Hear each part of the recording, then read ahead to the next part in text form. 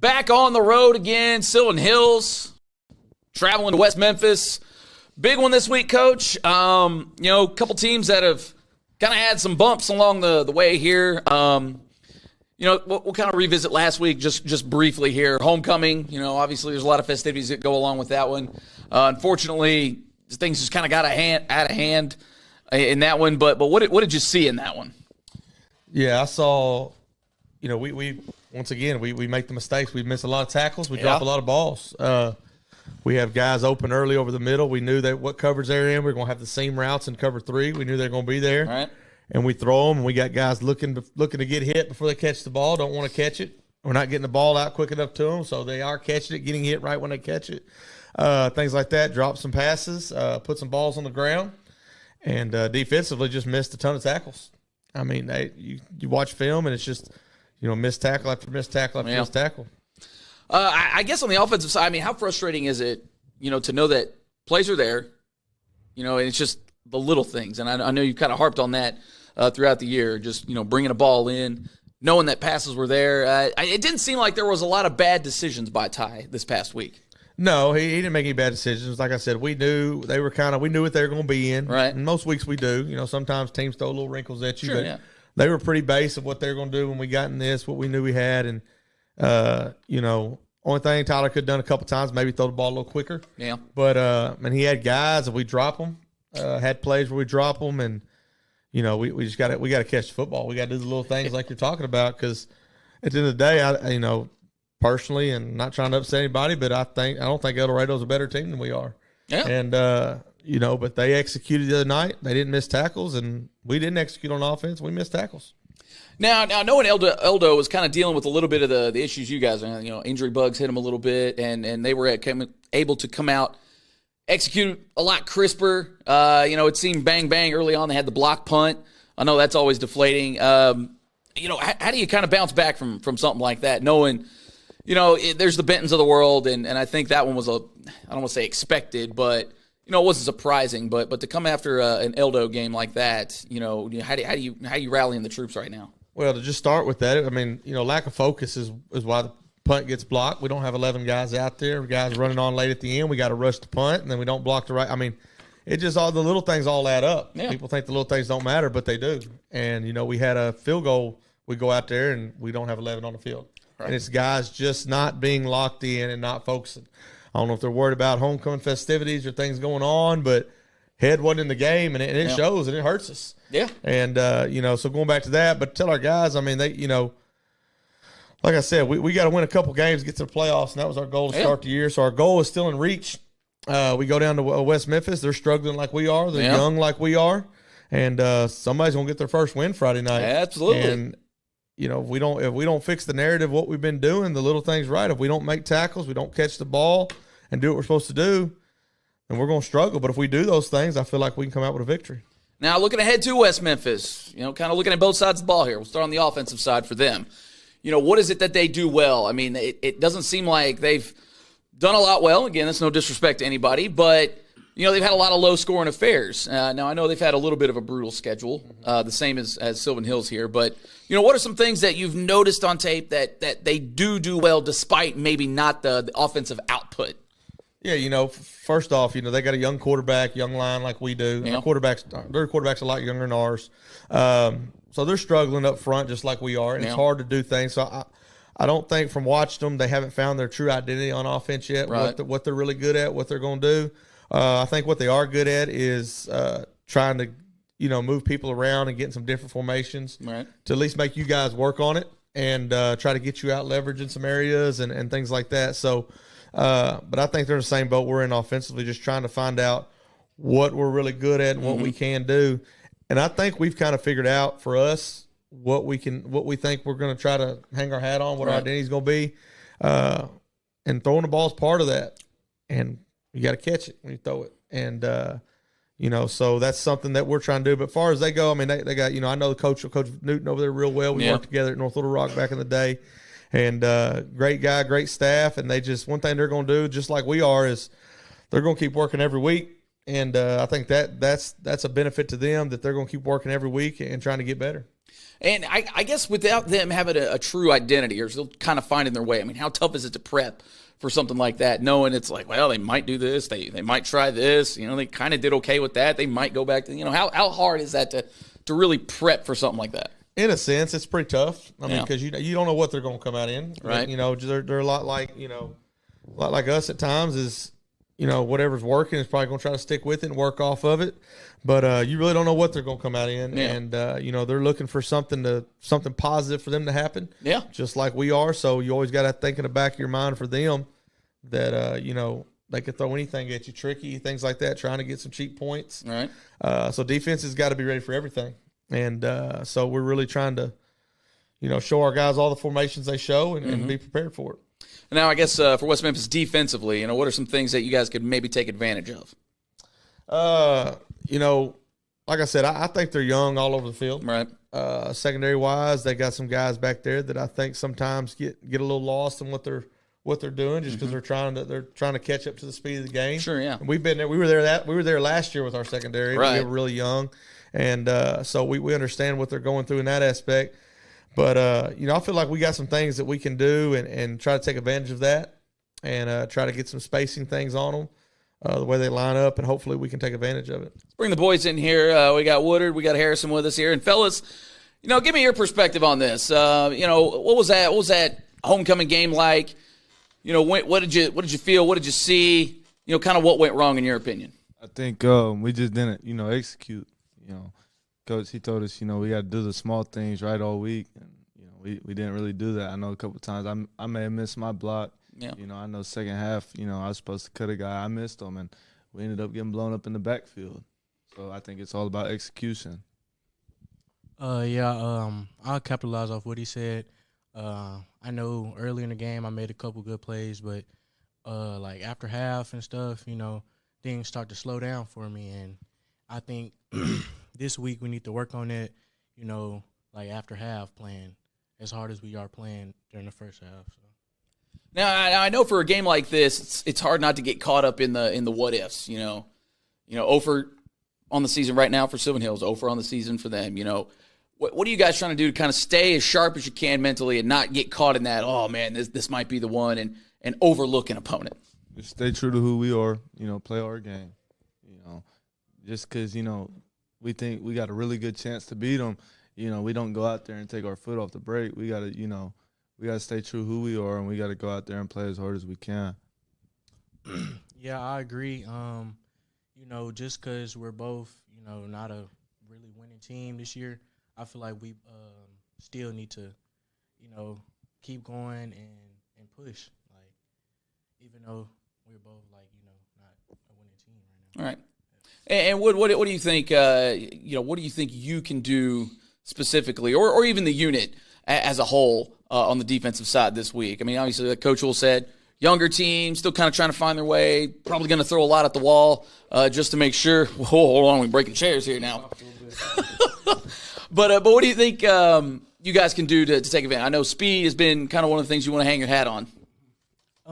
Me personally, I think I need to be more of a leader.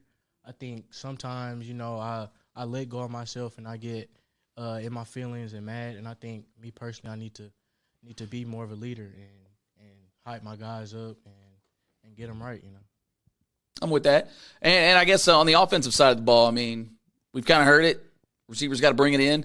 But, what are some of those things that you guys feel you can take advantage of? Again, I think it's going to be a little bit of a size advantage, maybe a little bit of experience advantage, which we haven't had much of this year. So how do you, from your perspective, Harrison, what are you thinking? I think sometimes we get really good momentum and then we shoot ourselves in the foot. We'll bust out a really good play and either a bad snap, pre-snap penalty, or somebody will miss a block and we get blown up in the backfield. Right. Or a receiver won't catch the ball. So I think we just got to maintain that same momentum and get a rhythm going. We got to and when we do get that rhythm going, don't do anything that will make us pay. Coach, we call that consistency. I know you've been saying that a lot this year. I just want to point that out, that they're hearing it. It's just they're doing it. So what are you guys thinking coming here? I mean, how hype is this one, knowing that, I don't want to say this is anybody's Super Bowl necessarily, but this is a big opportunity here. Right. I think it's a big opportunity to turn things around. Yeah. You know, once we get that first one, I think, you know, a couple more will start coming, follow up after that. I agree. I feel like, you know, after we get this win versus West Memphis, it's only going to be up from there. There you go. Not an if, but a win. And Coach, guess for you, you know, we kind of talked about that a little bit in preseason, knowing just kind of what last season was, kind of the beginning part of this season. But, you know, is there a little bit of that you guys get the feeling that folks are playing tense just because, you know, the season is going the way it's going and everybody's trying a little too hard to make that play, trying a little too hard to get that W, because it's got to be a big monkey on the back of everybody. Yeah, no doubt. I mean, it's just like winning and losing. They're kind of the same in aspect that when you win a lot, you know, you go out and you play lose and you expect to win and you just win. It's contagious. Yeah. Losing's the same way. It's right. contagious. And you get the feeling of, you know, like we talked about before, when something goes wrong in a game, guys, you know, we sit there and go, here we go again. And then it kind of becomes a thing where people just accept it. Yeah. And that's what we preach to them is we don't want to accept that because at some point it's going to turn the corner.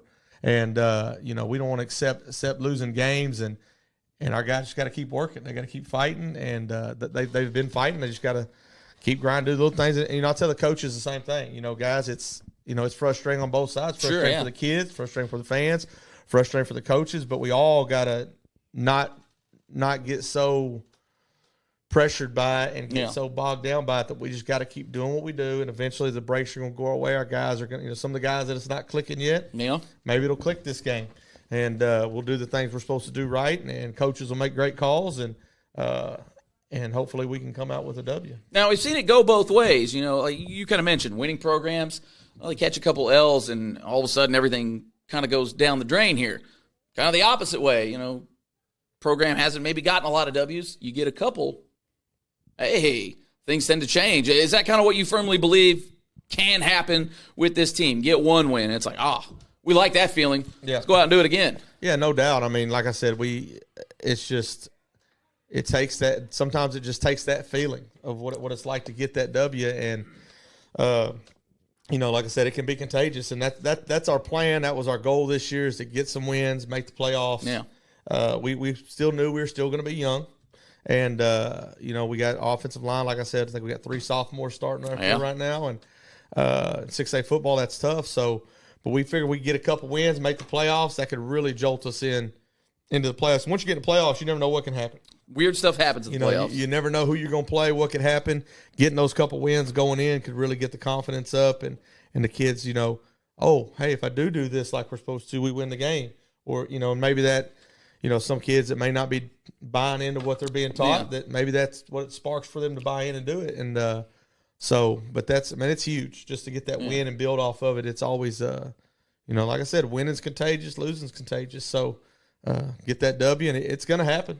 There's no doubt it's going to happen. The law of averages have to kick in at some point. It's going to happen. We don't know when, you know, and we hope it's Friday night. And we believe it's going to be Friday night. There you go. So we're just going to come out Friday night with the best shot we got. And like I said, man, if our guys will just do their jobs and do what they're coached to do, and our coaches will keep coaching our guys the whole game. If they do make a mistake, let's coach them up on it. Yeah. Let's correct it and let's stay up. We can come out with a victory, I hope. And fellas, you know, let's play a little what if here. You know, what if we get a W here? I mean, have you thought about what that feeling's going to be like?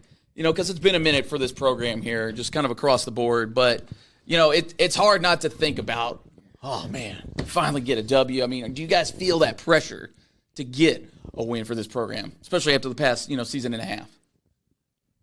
Yeah, it's a lot of pressure, you know. You know, when it gets to school and stuff, you know, a lot of people, they, you know, talk crap about us. And I feel like if we get this win and it'll turn around, and I feel like it'll get us hype. Let's go. I think, you know, we as a team, we truly believe we got a great chance to win, you know, and obviously that's always the goal going in every week. You know, not only do we want to win on Friday nights, but we want to win on Monday, Tuesday, Wednesday, and Thursday. So, you know, but winning on Friday night, that's a big deal, and I truly believe it will turn things around. I want to add something to what Woodard said over there about, at school and people saying stuff, things like that. Yeah. That's a hot topic to me because, it's always people who are not out here doing it. Yeah. They want to sit in there and look behind the glass. They don't go through what these guys go through. Right. They're not up here in the summer every day sweating, getting yelled at, getting pushed and things like that, or at practice getting yelled at and going through the emotional roller coaster of winning, losing, getting yelled at, getting praised. Yeah. Football's tough. And it's hard. It takes tough guys to play football. And these namesayers out there, these fair weather fans that, just want to be happy when you're winning. I try to tell our guys, don't worry about what they say. It's noise. Yeah, it's just noise. It doesn't affect us, but that's one thing that's really a hot topic with me. I hate that for my guys that they have to do that. And, it's, but it's, like I said, it's just noise, man. It's classless. I don't like it. Yeah. If you go to this school, you're a fan of the Bears, win or lose. You're in the boat. If you're not in the boat, go somewhere else and get somebody else's boat. We'll burn the boats. But that's how we're going to do. We're going to roll with our guys and the guys we got. I don't care what anybody says. And like I said, it's going to happen. So there you go. And if you don't think it's tough to play the game, it's tough to coach the game. Coach got the shiner there, man, taking elbows right to the. I did. Took one today. So if you don't think he in the trenches, he down there in it. Now he was scout team QB at that point, right? Yeah, a little bit. Little zig when they should have zagged. Yeah, but it's all right. He didn't have the pads on though. It's making us better. I'll do it every day. There you go. All right, so fellas, we're hoping we come away with a W here. We got Bears football coming up for you. Sylvan Hills in West Memphis. Somebody's got to win this one. Why not let it be Sylvan Hills? We got more Bears football coming up. Go Bears.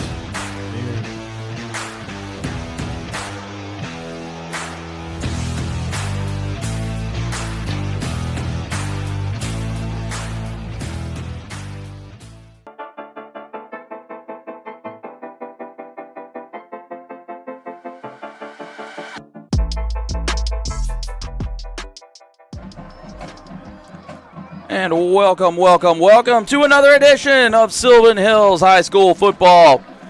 Jay Burke, Chris Goodman, coming to you from Blue Devil Stadium all the way out here in the Delta Plains of West Memphis, as the Bears are the visitors here in West Memphis as they are set to take on the West Memphis Blue Devils. And Chris, here's the simple end of this game. Somebody got to win tonight. Yeah, you're right. Somebody has to go out there and get a win tonight. I think Sylvan Hills has a really good chance. You listen to the players talk. They talk about execution, and we got to do better.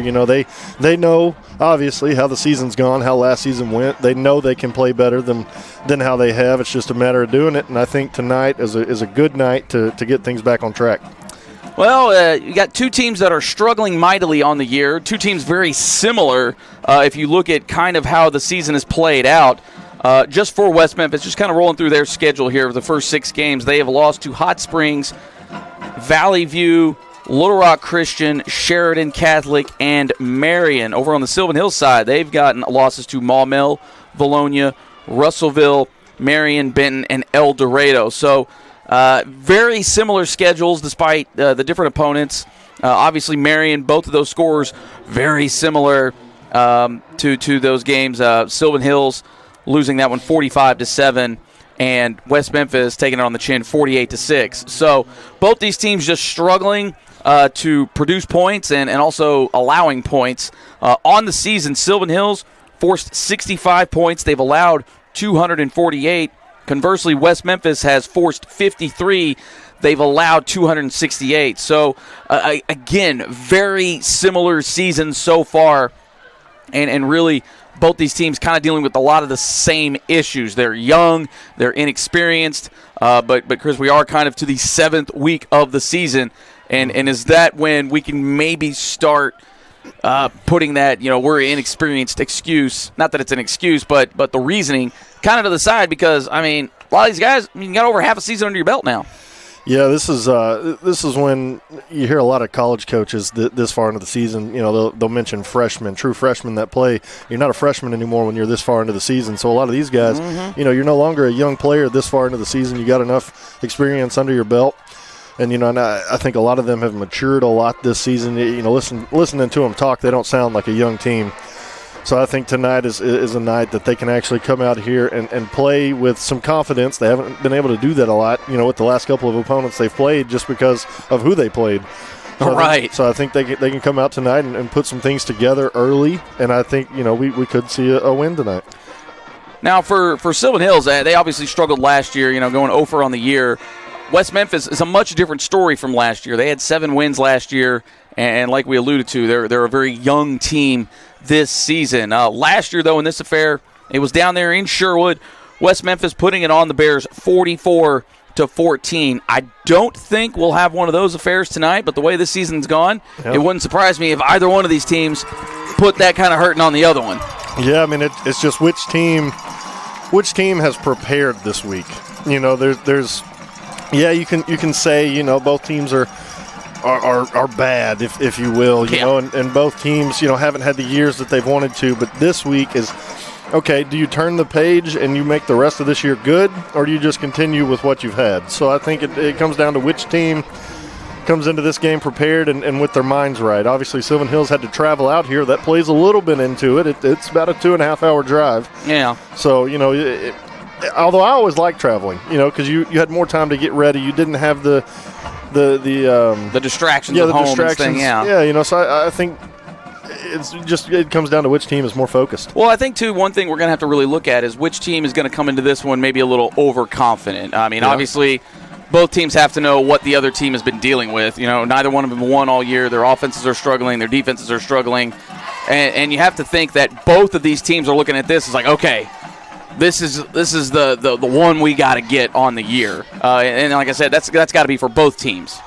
Yeah, like I said, being focused is going to be huge. You don't want to come out too overhyped. You don't want to come out too, invested into how things have gone. You got to find that sweet spot right in the middle, and I think the team that does that tonight will be the one that wins. Well, Sylvan Hills has always gotten off to a fast start. It's kind of one of their things. They'll score in the first quarter with the best of them, but then the rest of the game is always a bit of a question mark. In fact, that's how this one went last year, as Sylvan Hills did open up the scoring in the first quarter, but then West Memphis rattled off 44 straight points in that affair. So, again, not to beat a dead horse, but it's been a theme for this team for the better part of a season and a half. And, I think you've alluded to it so far, Chris. We've heard Coach Houle in the pregame allude to it. It's consistency and consistency in the execution. Yeah, and it's, one thing that you do notice, in which we're not in the locker room with these guys every day, but the team doesn't look like they've, started blaming other people for how things have gone. And that's big in keeping a team together and turning things around. Should be a fun affair here, one way or the other. It's either going to be a defensive struggle or a heck of a barn burner. Either way, we are almost set for kickoff, as West Memphis will be teeing it up to the Bears. They will be going left to right on your screen. Back deep for the Bears is Joseph Thompson and Cabrian Buchanan. We are off, and it's a short kick, so Bears will get some pretty solid field position to start this affair. Yeah. As that was Jackson Walker on the return. So Bears are looking like they are setting up at about the 41-yard line.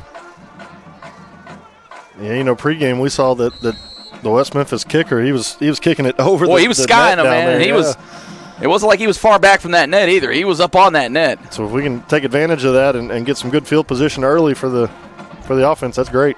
Should be fun. Bunch formation out to the right of Hampton. Quick pass.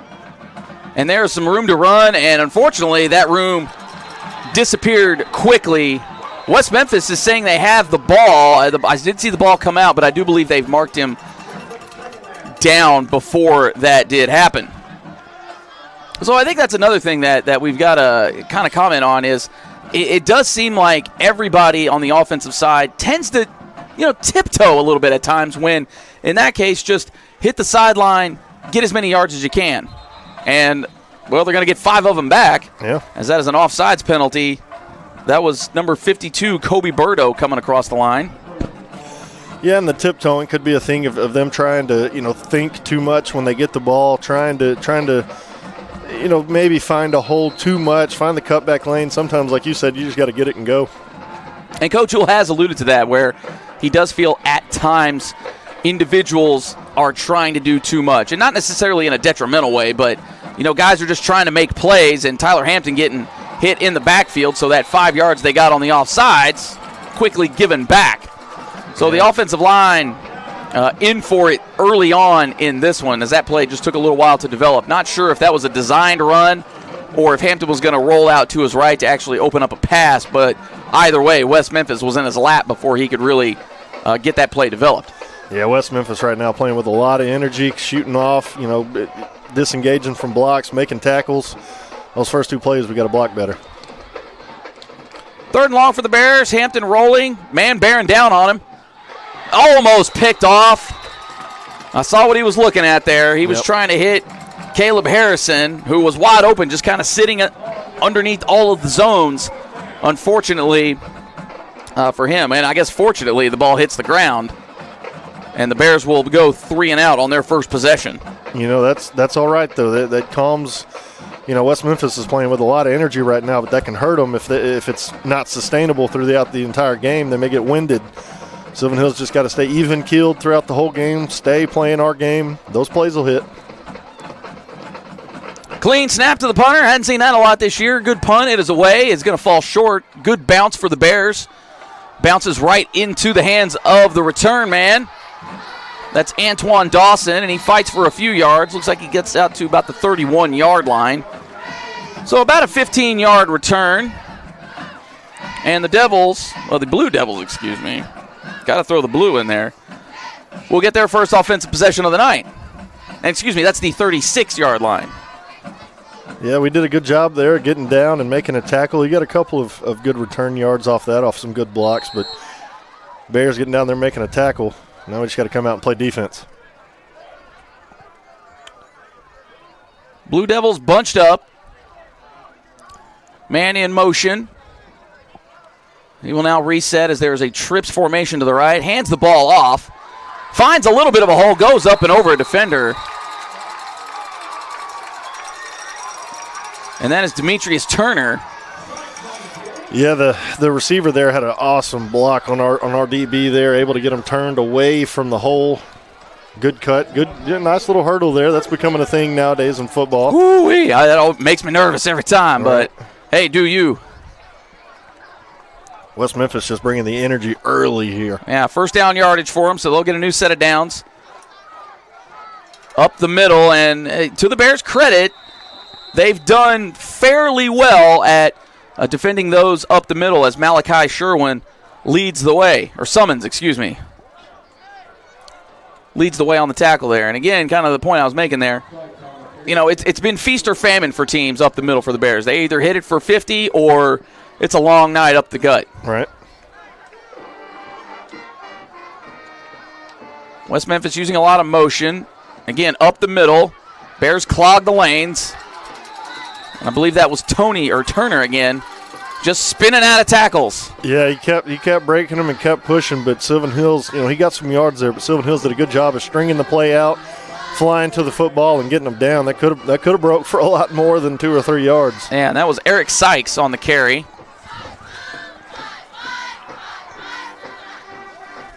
Third and 6 for the Blue Devils now. Trips to the left, one to the right. Ball is on the ground, and he will have to fall on it. So the Bears catch a break as Andrew Clay just has to fall on the ball for the recovery.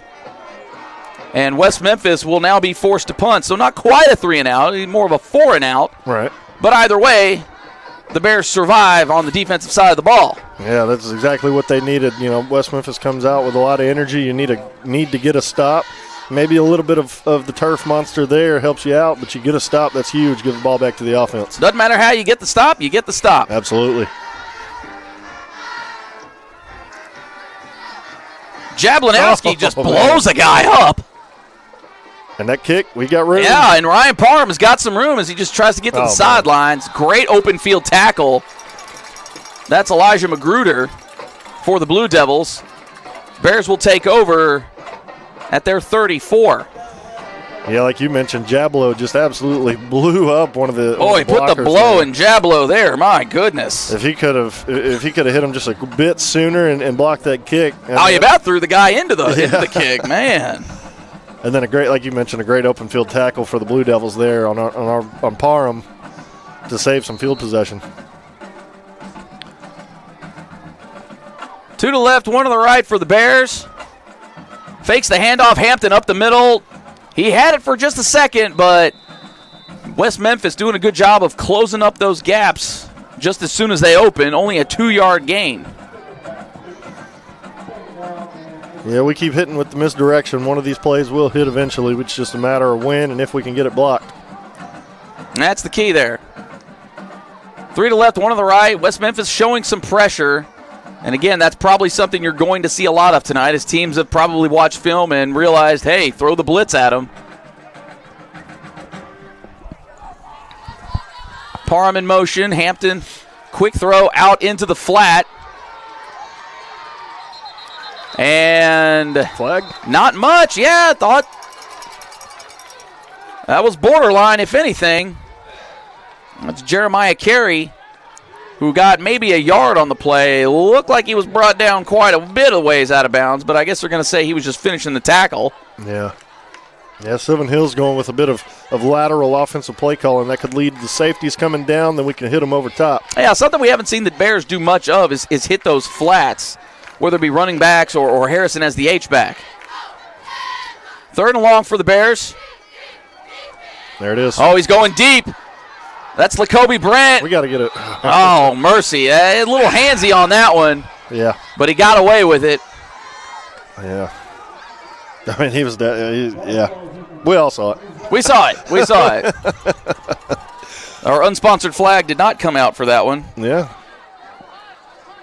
And the Bears will suffer another 3 and out. Go ahead. And I will say, even through that, Lacoby Brent still had a good opportunity to catch that. It was a well-thrown ball there by Hampton. Yeah, unfortunately falls to the ground. So the Bears will once again have to punt. And all you got to hope for here is just a clean exchange. Clean exchange. Great bounce for the Bears, and they're going to get a good roll out of this. And they down it at about the 17-yard line. So West Memphis with quite a ways to go as they're on the offensive side of the ball for the second time tonight. 6:53 left in the first quarter. No score yet here at Blue Devil Stadium in West Memphis. Jay Burr, Chris Goodman with you here on the Sylvan Hills Sports Network. We certainly do appreciate you joining along with us tonight. Make sure you hit that like and subscribe button. Yeah, share the stream if you will. You know, somebody's grandparent may not know how to work YouTube. Go over there, show them. That's right.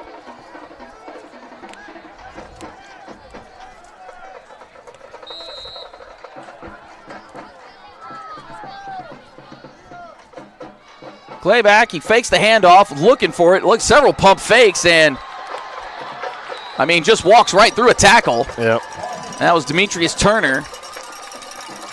Well, there, I think. And it looked like he had him for a moment, and they just kind of let go. Yeah. Also hit him high, which is usually not advised. And I think Jablo, he was a split second there from getting in the way of that pass, but good placement on the throw, good catch, good route. It was a tight window. He threw it in there and completed it anyways for a first down. The pump fake may have got him. 2 running backs flanking Clay, also with an H-back, so a little bit of a power game it looks like. And nothing doing as Malachi Summons blew that play up. Yeah. So far, the run defense showing up, showing out. And you got to wonder if West Memphis might lean a little heavier on the pass in this game. Now, I know it's something that they were able to lean on last year was the running game, but, hey, if it's not there, what do you do? Yeah, I mean, if we can force him into passing situations, maybe he's not a great, as good of a passer as they are running. We can take advantage play action, of it. and there that's we a go. sack. How about it now? Malachi Summons. He came to play tonight, and Clay is down, and he's not getting up. He is slow to get up. He may have rolled the ankle just a little bit on that. And he looks like he's in pain right now. Yeah, an excellent play. Malachi Summons definitely showing why he's, he's getting some recruiting looks and is one of the, stars of the defense, but you never want to see a player get hurt.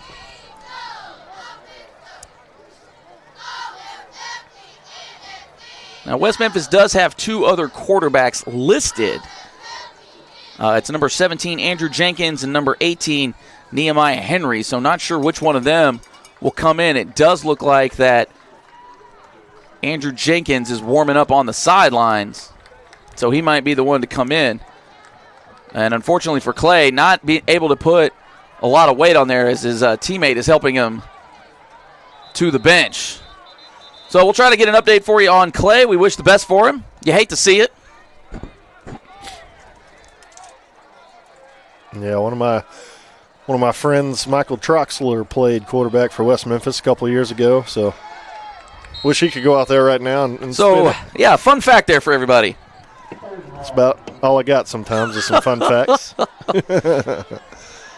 So Jenkins will step in at quarterback now.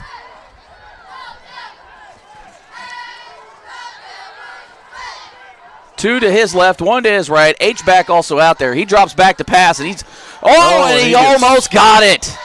And it was forward motion. Yeah. So that is an incomplete pass, but Zayden Woodard, welcome to the ball game, sir. And I was going to mention it earlier. We're looking at Woodard in the pregame. That dude's a unit, man. He is massive. He's buff. I mean, he has the look of a linebacker. I think it's safe to say that's probably the best defensive drive of the season so far. Yeah, you get I mean, not to be a prisoner of the moment, but come on. You get a sack, a couple incompletions. You stop the run really well. Another one of those 4-and-outs. Big punt. Parham right there to get it. And he's getting a few yards out of it. So solid return. Bears get to the other side of the field. They'll be on the West Memphis 45 when we resume play. Yeah, their punter keeps kicking it over to the left. And I think if we can get some blockers over there, take advantage of that. He has tons of room, Parham does, on that far side. And now, to you, Chris, does this look like there's a bit of a feeling out period going on right now? Because it doesn't seem like anybody's really done anything crazy, some drop back. What are we going to be able to get away with, especially with, both teams kind of struggling the way they are. You don't want to be the first team to flinch. So is that kind of what you're feeling here? Yeah, both teams are doing things a little differently than they probably normally do to see how the defense will react. Oh, a bit of a reverse, some trickery. There's some room out there. Go. Great block. Oh, he's got to get it. Oh, Carey. What a play. Great execution there, and that's what we've been talking about all year. Double bunch and just a little flick of the wrist to the inside. Goes down as a pass for the record. Yeah, and the blocking there. Carey had two guys out in front of him, almost in like a wall. He just got right behind them, and they, Carey probably wishes he had a little bit more speed, maybe a little bit more stamina to make it to the end zone there. But and they are now in the Boyd Law Firm red zone as Tyler Hampton calls his own number, gets a few out of it, maybe about 4 yards. That'll get him down to the 5-yard line. So if you're the Bears in this situation, touchdown is imperative. Yeah. Now, they can get a first down. Well, maybe not. They put the sticks down. Okay, I thought they had it maybe right inside the 1-yard line. So, second and goal now for the Bears, but you got to come away with 6. Yeah, you want to get a touchdown here. 2 to each side, 1 in motion. That's Parham. And it's intercepted by West Memphis. Oh, no. Not what you needed if you're a Bears fan. Carell Miller. Oh, goodness gracious. That's not what you want at all. Oh, man. Ball went the wrong way. Ball tipped at the line, and it goes straight in the air, and you're asking for trouble, and Sylvan Hills found it. And just when we said you got to come away with 6, the Bears will come away with nothing on that trip. So definitely a gut punch, but you got to be a little encouraged anyways. Yeah, you hit some good plays there. Your defense has been playing really well. Oh, man, if we could have hit that pass. Oh, mercy. It was there. Parham was there. Yep. All right, West Memphis takes over at the 23-yard line. One to the left, three. Well, now we're moving all over the place, and we've got a flag down as they're going to get him for a false start. A little too much jerky motion. Now, you are allowed to, reset your formation, but I think there was a sudden movement, and I think that's what really got that call. Yeah, teams, sometimes when you do a lot of motioning like that, maybe an offensive lineman will flinch a little bit.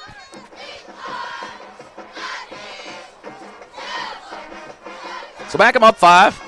That puts him at the 18-yard line. Yeah, you got the backup QB, and defense really has to take advantage of this. West Memphis looking to the sidelines to get the call. Man in motion. Now a bunch formation to the left. Fakes the handoff, passes the ball, and what a hit. Oh, my goodness. Woodard once again letting his presence be felt. Oh, my. He's played pretty solid all year. He's been very consistent in what he's been able to do most games. Very good linebacker, and tonight, maybe he can have one of those games where he kind of takes over a little bit, him or Malachi Summons, and just, really take over the game. It's actually a great play by the West Memphis quarterback there, Jenkins, to get that one away and actually get a few yards out of it. Looked like a gain of 8 on the play. 2nd and 7 now. Jenkins drops back. He's got time. Oh, what a throw. And that throw goes to Antoine Dawson, and that is going to be first down yardage. So West Memphis looks like they may have found something, and I alluded to it earlier. The run hasn't been very successful. It looks like they're going to lean on the pass, and it does look like Jenkins may be a little more capable than what Clay is throwing the ball. We'll see if Clay does come back in, though. But, heck, why mess up a good thing right now? Yeah, both teams kind of having some success on offense now. Handoff up the middle. Big yardage there. Jablinowski and Pierre Grimes also in on the play. Good to see Pierre back in action with his patented skull cap. Yeah. Looks like a gain of 6 on the play. It'll bring up 2nd and 4. West Memphis has found a little rhythm now.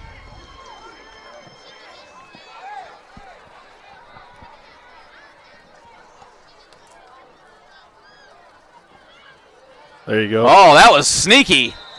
But Pierre Grimes not fooled whatsoever as they kind of fake the pass, and Kenny Brown has nowhere to go. Yeah, good job on Pierre Grimes filling the hole right there just like a linebacker should, and made a great open field tackle. So now an obvious passing down, as it is 3rd and 7 for the Blue Devils. And if you're the Bears, you just want to generate a little pressure with your front, 5 or so. Blitz coming. Well, it was coming. Oh, overthrown. But good defense by Joseph Thompson there. And it did look like that Malachi Sherwin was shooting, kind of got held up with the receivers and then dropped back. And I think he may have actually affected the angle of that ball. Yeah. That was a very good job there. Whether they meant to or not, very good job. Yeah, either way, it worked. Very good job there, the Sylvan Hills defense. So the Bears clamp it down. Blue Devils forced to punt. And, yeah, I think you alluded to it, Chris. Parham kind of shading to that side of the field just a little bit. Yep. Now and, yeah, they've adjusted. Good bounce for West Memphis. It is rolling, rolling, rolling. Limp Bizkit in here. Oh, Lordy. Down to the 13-yard line is where the Bears will set up shop. So some good things offensively on that last drive. Unfortunately, the last drive ended with that interception. Right. But you got to like what you see. You just got to get that ball up a little bit. But also, too, tip your cap to the defensive lineman. If you can't get to the quarterback, just throw your hands up. That's kind of the rule of thumb for the D-line. Yeah, I mean, they made the play there. Now Sylvan Hills has to come out and make some plays. We showed that the offense can move the ball. Just come out and keep fighting, keep doing it. 0-0 ball game. We're coming almost to the end of the first quarter. Just keep fighting. This is the game where if you ever had a game to execute, it would be today. There's no time like the present. Hampton sends him in motion. Oh, almost got caught in the backfield. Thompson looks like he's got a little room to run. Almost busted one. West Memphis, though, tackling in bunches.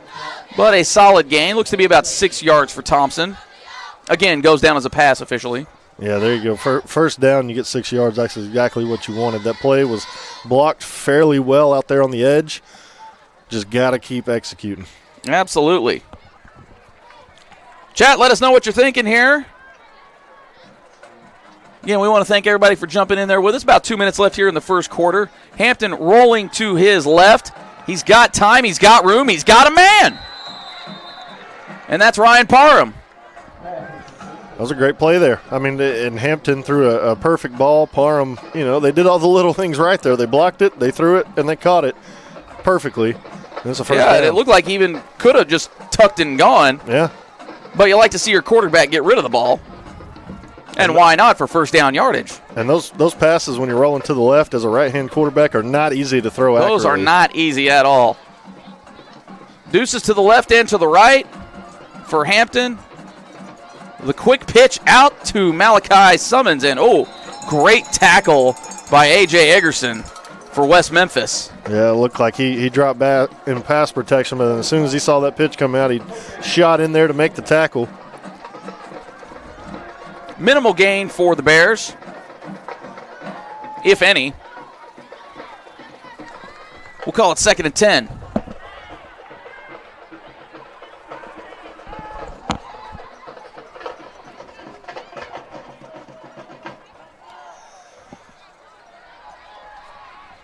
Man in motion, fake counter, and he's just got to throw it up, and that probably worked out best.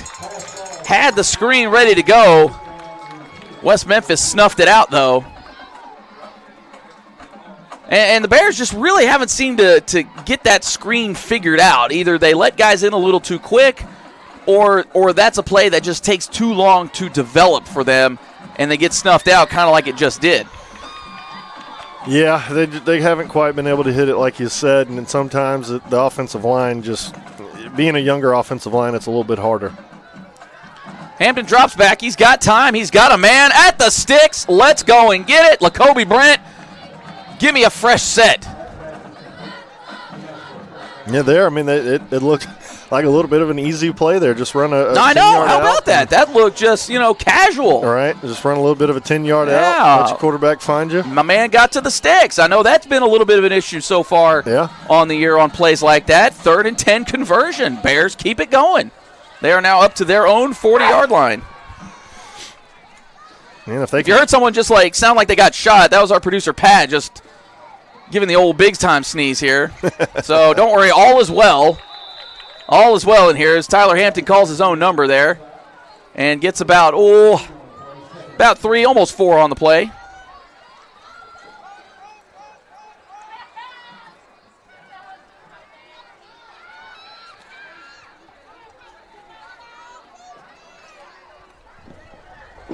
I'd like to see Sylvan Hills put together some plays and have a long drive, run some time off the clock, and score. I'd like that, or, just, hey, score right here, one or the other. Yeah. I'm not too picky.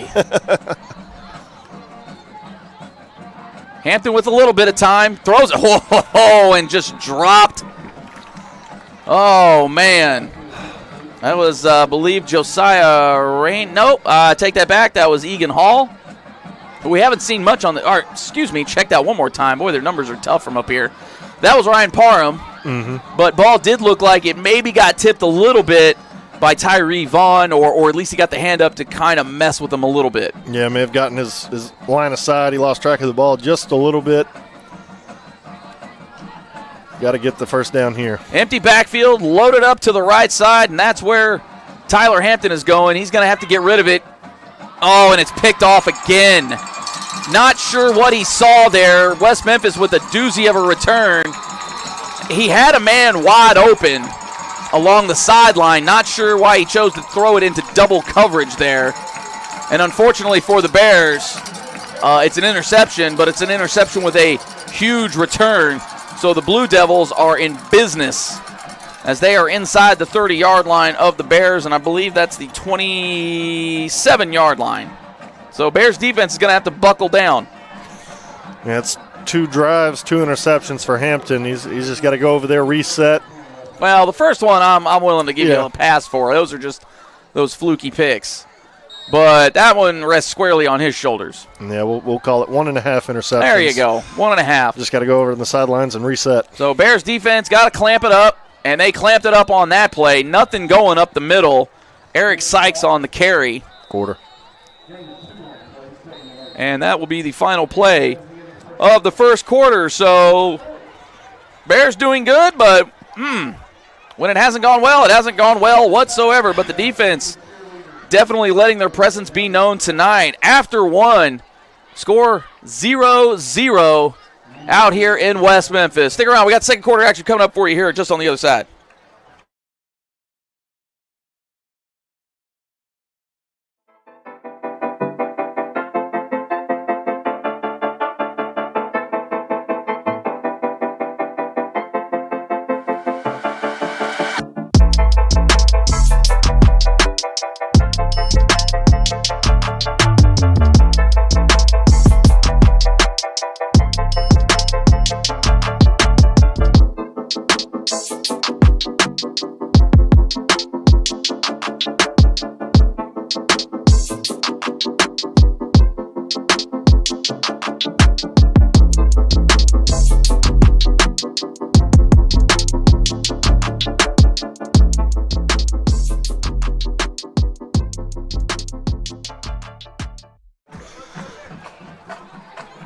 Back with you here at Blue Devil Stadium in West Memphis.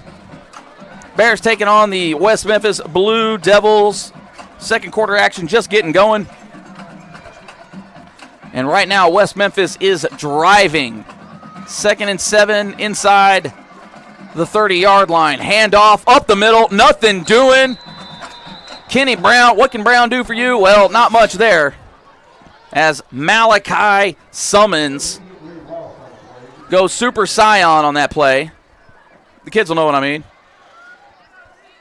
And big time stop there for the Bears. 3rd and 9 now, so a key play here. And you got to think, too, for West Memphis, this is 4-down territory, regardless of what might happen here.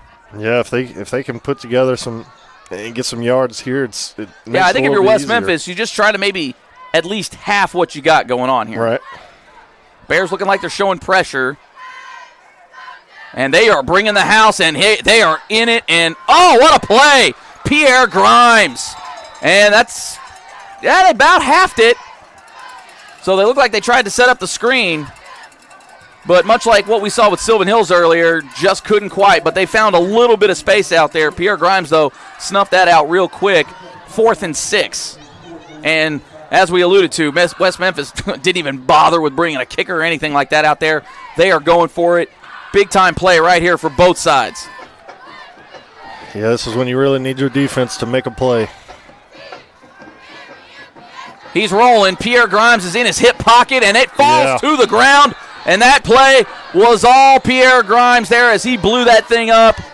And unfortunately for Jenkins, throwing on the run, just didn't have any oomph on the ball. Looked like he may have had a receiver over in that area, but again, it kind of falls at his feet. Even if he were to make the catch, not even close to a first down. Turnover on downs. Bears defense stands tall. Well, and Sylvan Hills has really got to thank Pierre Grimes right there, because if he doesn't make that play and the QB sees down the field what I saw, the Blue Devils had a guy wide open in the end zone. He would have walked in for a touchdown. So Pierre Grimes, touchdown saving tackle, I'm going to say, makes the play. Both, back-to-back huge plays. Linebackers are playing great right now for Sylvan Hills. It seems like the defense is sort of passing the baton each defensive drive. Yeah. Well, a long time to hand that ball off, but Cabrian Buchanan finally ends up with it. No gain on the play. Well, the defense has got to be telling, Hampton and the rest of the offense, we got you guys. Put it together, put some points on the board, and we got y'all. The defense can't hold them forever. Offense has to do something. And that's been the struggle for both of these teams this year, is just being able to put up points. Hampton calls his own number. Probably should have kept running to the outside, but he cuts it back in. Minimal gain, if anything. We're going to call it no gain there. So 3rd and 10. And if you're the Bears, this is one you had to have. especially coming off another huge defensive stand. Like you said, there's only so many times you can, patch the cracks in the dam before that thing busts through. 2 to the left, 2 to the right for Hampton. They look to the sideline for the call. That's Jeremiah Carey in the backfield with him. West Memphis looking like they're going to sit back on this one, unless there's any kind of delayed blitz. No delay, but they're in his hip pocket anyways. But he's got room to run, and he's going to take it, and I'm not sure that he got enough. Good spot. Well, he got close. He got it. First down. Great play by Tyler Hampton. I thought he was maybe a yard or two short, but silly me. Hampton showing great speed there, just gets out of the pocket and decides early, and that's something early in the season. Yes, and that's what we've been saying. Yeah, absolutely. Just make that decision to go. He does there, gets the first down. Yeah, had all kinds of room over there. Takes advantage, fresh set of downs. Quick pass, gets it over. This has got potential. Ryan Parham makes a move, gets a guy missed. He's still tiptoeing the sideline. Oh, they marked him out at the 49. Oh, big play still nonetheless. Yeah. Give me a fresh set here. Bears got something cooking here. Back-to-back first downs. That's big in getting the confidence back into Hampton and back into the offense. Well, and even that, if you really want to look at the field position game, kind of swings it back in the Bears' favor. Yep. Bears looking to the sidelines. 3 receivers to the short side of the field. Kobe Brent split out wide to the left, or the right, pardon me. Tyler Hampton. Oh, he's got it. He's got it. He's got it. Oh, goodness me. Oh, that was 6, and Kobe Brent is sick. Oh, hit him on the back shoulder. Can't tell if he just lost the ball for a moment or he kind of overran. Well, I guess maybe an underthrow slightly. Oh, it was there.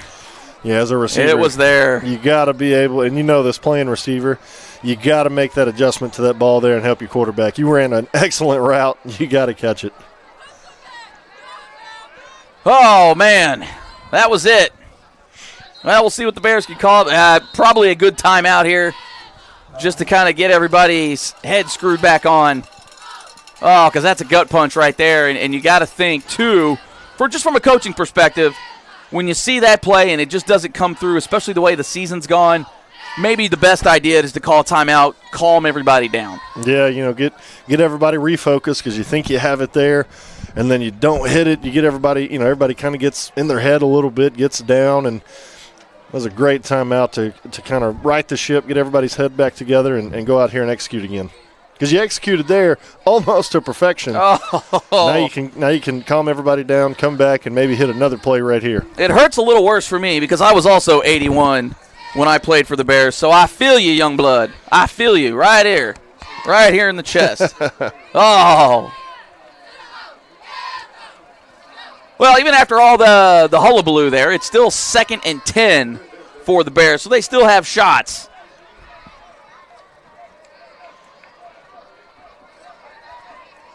Bears look like they're just flipping the formation here.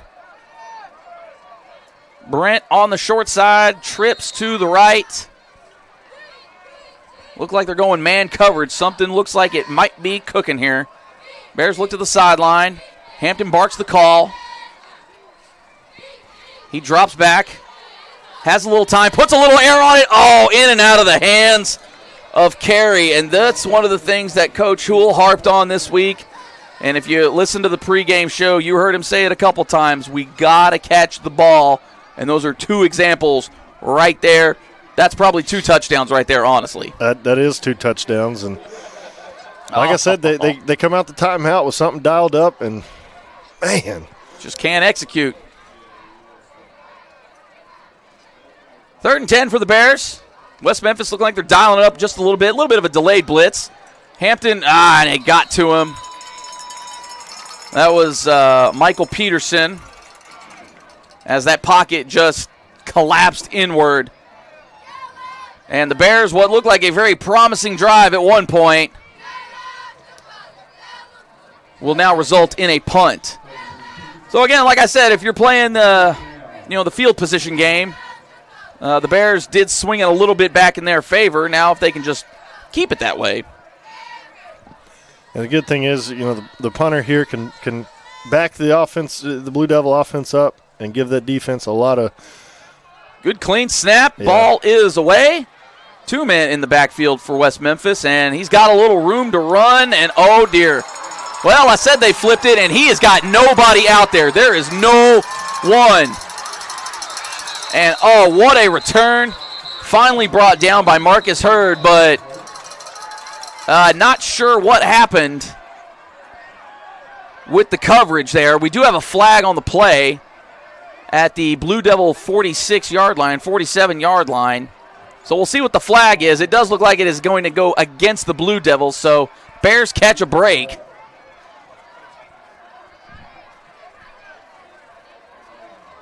We've got a face mask on the Blue Devils, so from the spot of the foul, and with it being sort of a quote-unquote offensive face mask, it is only 10 yards.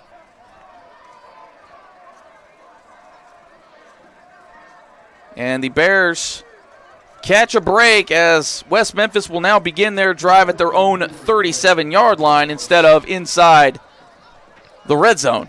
Well, there you go. You get a little bit of help from the unsponsored flag there, and now the defense, the field possession is flipped. It's flipped back. A little bit of that momentum's taken away. Defense been playing great. Just come out, keep doing what you've been doing. I saw what you did there. I saw what you did. You're not slick, but I appreciate it.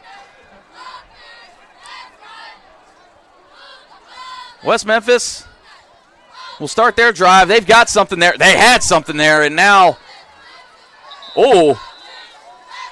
and that was borderline roughing, but they let it play out as Jenkins smartly gets rid of the ball. Looked like he was going to lose about 4 or 5 yards on that play, but he wisely throws the ball out of bounds as they had a man low for the short pass. They also had somebody go wide. Great defense by the Bears on that play.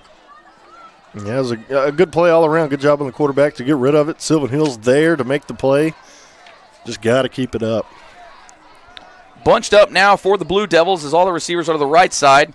Handoff for the Blue Devils, and they got him in the backfield. Oh, hot diggity. Chris Davis, welcome to the show.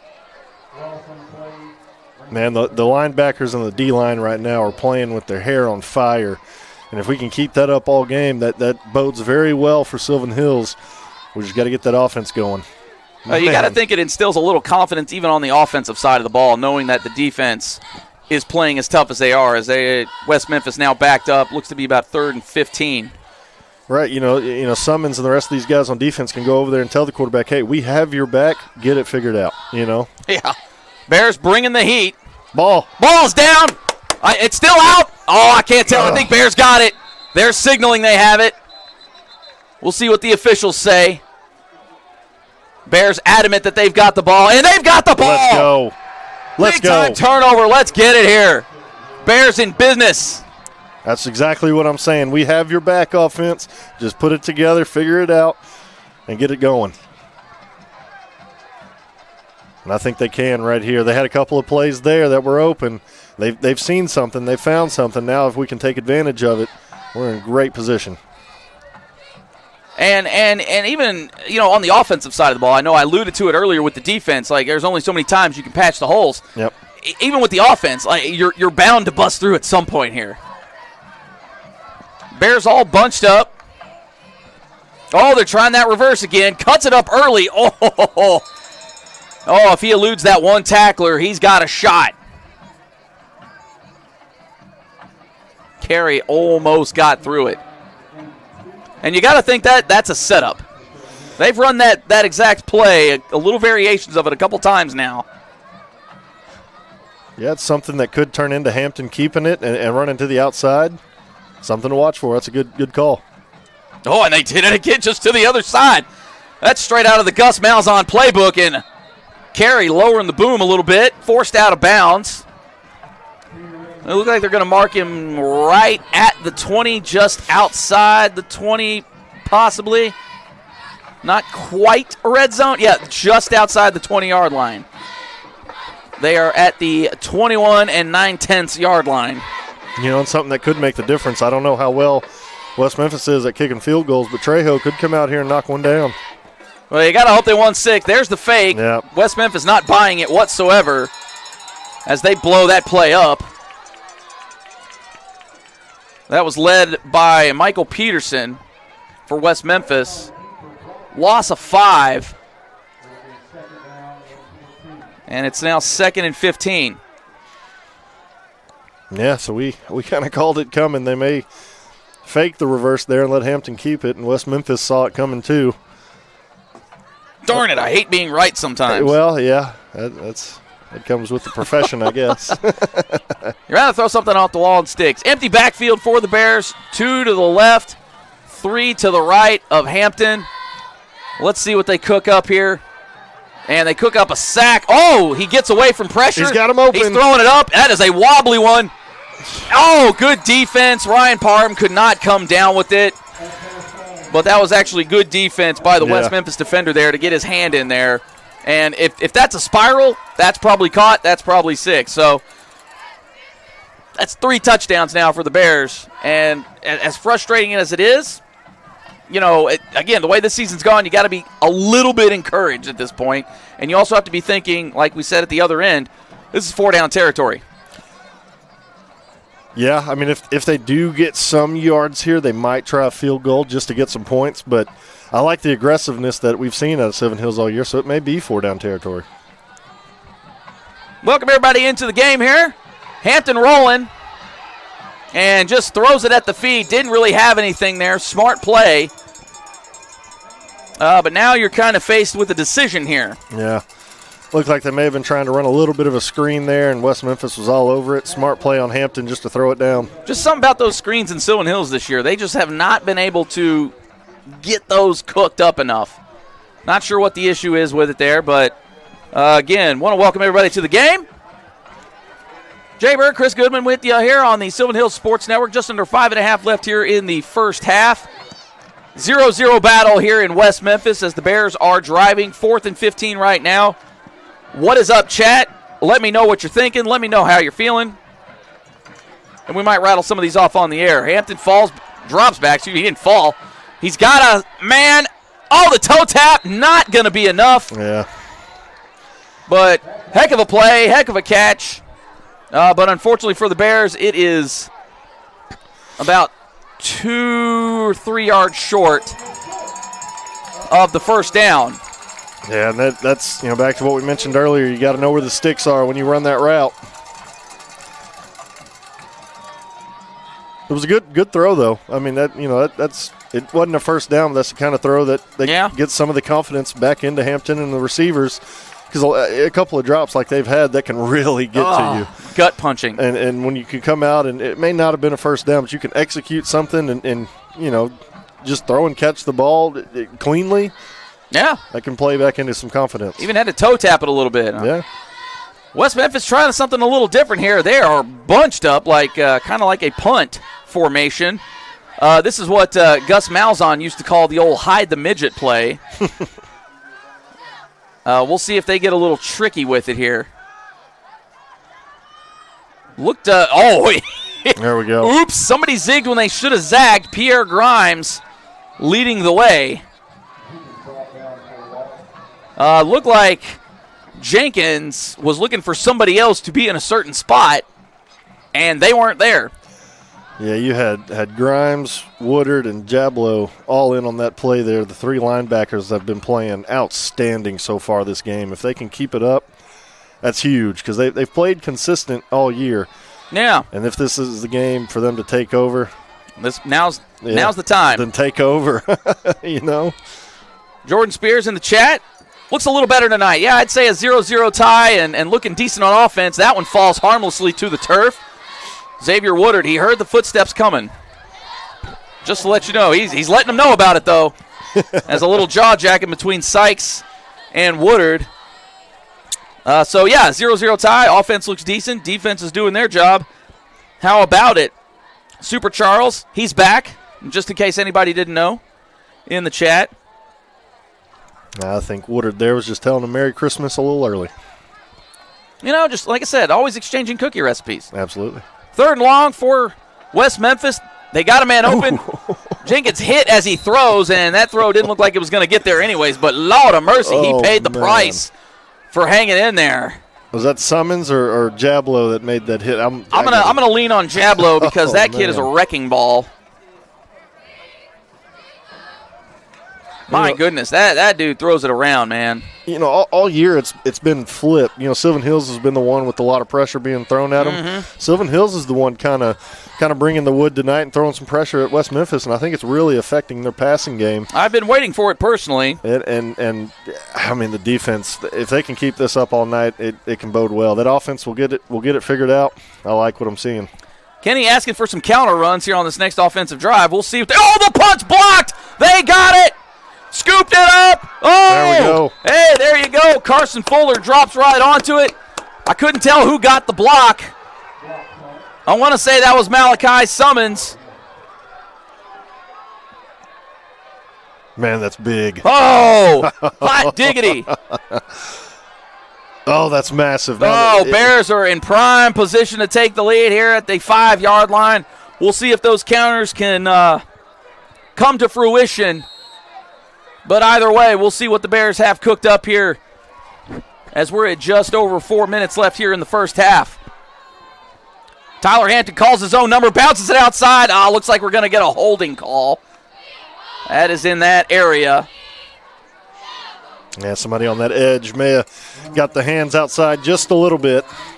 Yeah, that hole opened up for a reason. Yep, holding is the call. That'll back the Bears up 10. So 1st and goal now from the 15. And it's been a pretty penalty-free night. Yeah. But that's one of those penalties just that absolutely the worst. Not that there's a good time for them, but, man, that is probably one of the worst times to get a penalty. Yeah, because I thought Hampton may have actually gotten the end zone there. But I saw the pylon go down, but nonetheless, they are still inside the Boyd Law Firm red zone. It gives you a little more room to operate if you want to throw the football. Well, it doesn't look like they're going to throw, at least in this formation. All kinds of bunched up.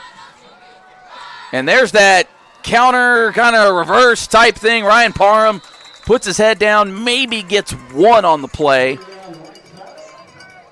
Yeah, that play there looked a little awkward from the start. Yeah, it didn't look like they got the spacing right, or, West Memphis kind of ruined the whole idea. One or the other, if not both.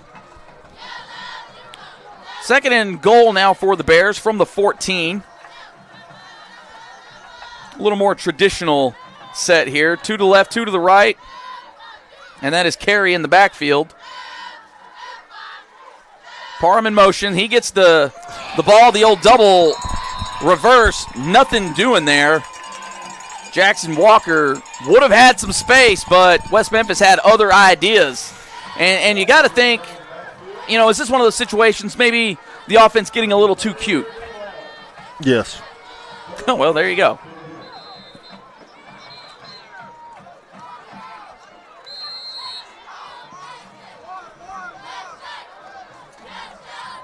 Timeout on the field. And we've got just under 3 minutes in the first half. Still no score. But the Bears are in business. Unfortunately for them, it's 3rd and goal from the 19-yard line. So that holding call looming large right now. And the Bears just really not able to go in the right direction. Yeah, they've been going. And again, this is 4-down territory. You have to believe. I don't think anybody's worried about field goals tonight. Yeah, I'm with you on that one. I want to get the ball into the end zone and score 7, because West Memphis could come back and score 7. They may break one out for a score 2, so you got to get as many points as you can. Yeah, you got to think right here. West Memphis is probably going to drop back 7. Yeah, going to give you a little time. And if you can find something underneath and just have one of your receivers, first and foremost, catch the ball, but then also make a play after that, we'll see. Honestly, the way things have going, I wouldn't be surprised if they dialed up the pressure. So hard to tell what West Memphis is doing right here. Looks to be a little of both. Well, pressure is coming. Hampton's got to get rid of the ball, and he barely does. Yeah, West Memphis actually had nobody back deep. It looked like they went man coverage across the board. Rolled the dice on it, and it paid off for them. And if we could have had somebody break loose on that far side. Sylvan Hills is going for the field goal here, so we'll see. And when I was going to mention a minute ago, sometimes hindsight's 20/20, and you wish you would have taken the points if you can get them when you can. This is going to be a heck of a kick. Be from the 26, so about a 36-yard attempt here for Trejo. And I think he got tipped at the line, so hard to tell if that would have even had a chance. Angle looked really low, and now in that case, you give all the momentum right back to West Memphis. Yeah, that one stings a little bit if you're a Bears fan. You had a perfect opportunity there and just couldn't quite get it figured out. From the 5-yard line, and unfortunately the Bears come away with 0. Good job on West Memphis, though, to not bend or break there and get a huge stop. They broke something, and I think it's the spirit of that offense a little bit, and this is why these two teams are where they're at. West Memphis takes over just inside the 20-yard line.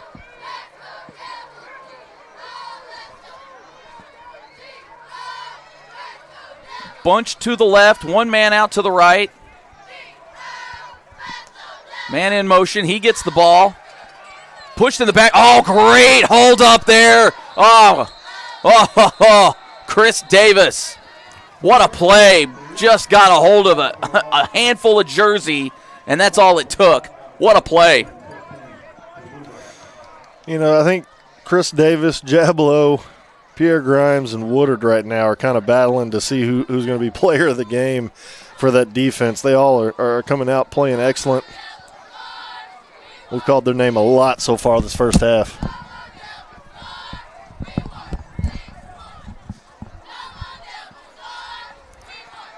Jenkins got time. He's met immediately. What a play by Carson Fuller, as he did not allow Antoine Dawson any kind of room, any kind of nothing. And that's exactly what you want out of your DBs. Okay, you gave up a little bit of a pass there. Now go make the tackle.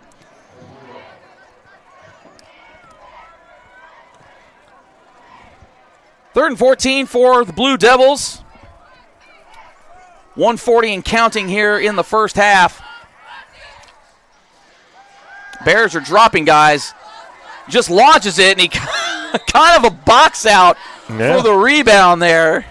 Did have his head turned, so not quite pass interference. That's actually some pretty crafty play. Right there, to be completely honest, as again, it looked like he was just going up for a rebound, had his head turned, and really the offensive player ran into him. So there you go. Great play by the defense. Most importantly, stops the clock. Yeah, and we can get the ball back here. Maybe a little under 1:30 left to go at halftime. May get it in really good field position. Got to get points here. Oh. Almost got to it. Ryan Parham, they're just going to get what a heck of a roll for West Memphis as it comes to settle at the 33-yard line of the Bears. So field position flipped once more, and the Bears will have $120 to try to put some points on the board. They can do it. They've shown that they have some plays that they can hit, just a matter of getting them to hit. Yep, Rodney Callahan, first team to score, wins the game. Well, the rate we're going, that's kind of what it's looking like here. It has that kind of feel, doesn't it? It does, and you got to wonder for both these teams, if we do go into the half here tied at 0, what that's going to do to the nerves a little bit, because neither team has really been in this position. I mean, obviously the Bears had the one game against Russellville, but going back and looking at scores, West Memphis hasn't really been in any of their games. So for them to finally be in a game, it's got to be huge for them. Hampton tucking and going, and they're going to pick up the tempo just a little bit as he gained about 6 yards on the play. Escapes some of that pressure in the collapsing pocket. One suggestion in the chat from Kenny Burr: run the annexation of Puerto Rico. Hey, why not at this point? If it works, it works. You know, we got to do something. Carey gets out of bounds, stops the clock, 1 yard short of the first. Well, they're going to give him the first down. All right. Go ahead and move the chains there, Chief. So the Bears get a first down. Still a long ways to go, even to be in field goal range. 3 to the left, 1 to the right. The quick pass, Parham cuts back inside, cuts back outside. Gets a he great got block. a great block there. Oh, and just could not quite evade Darion Key, but it is enough for a first down. And that's about what? About 13, 14 yards on that play. So, hey, you'll take some chunk yardage, especially when it looked like the play almost got blown up. Yeah, that was an excellent play there. You just got to keep it up and keep moving down the field.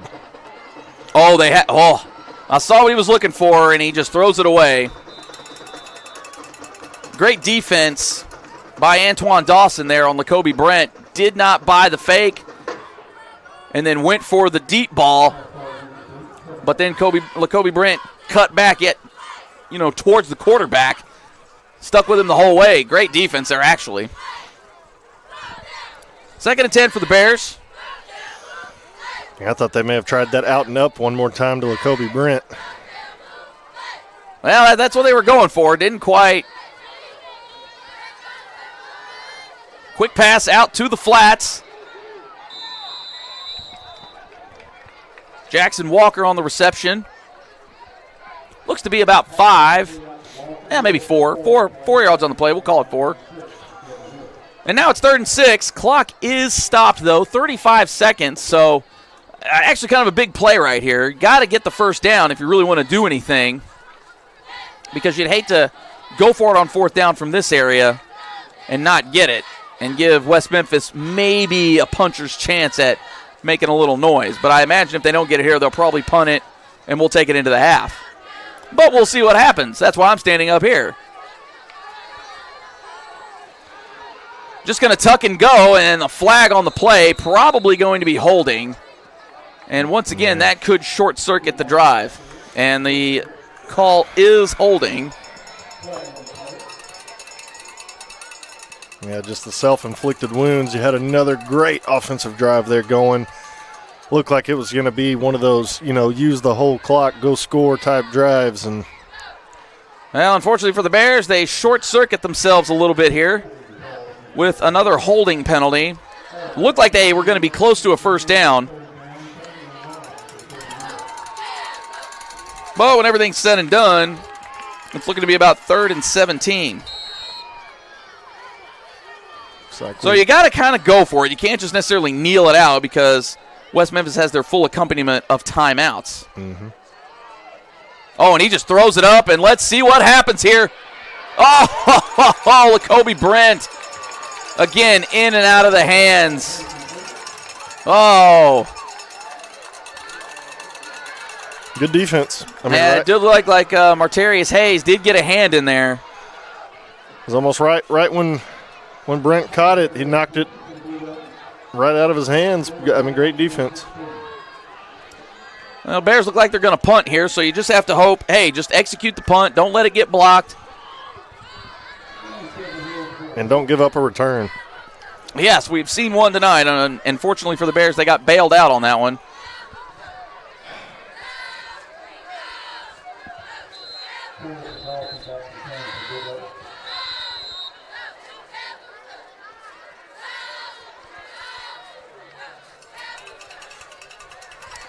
Timeout, West Memphis. Sylvan Hills on the timeout.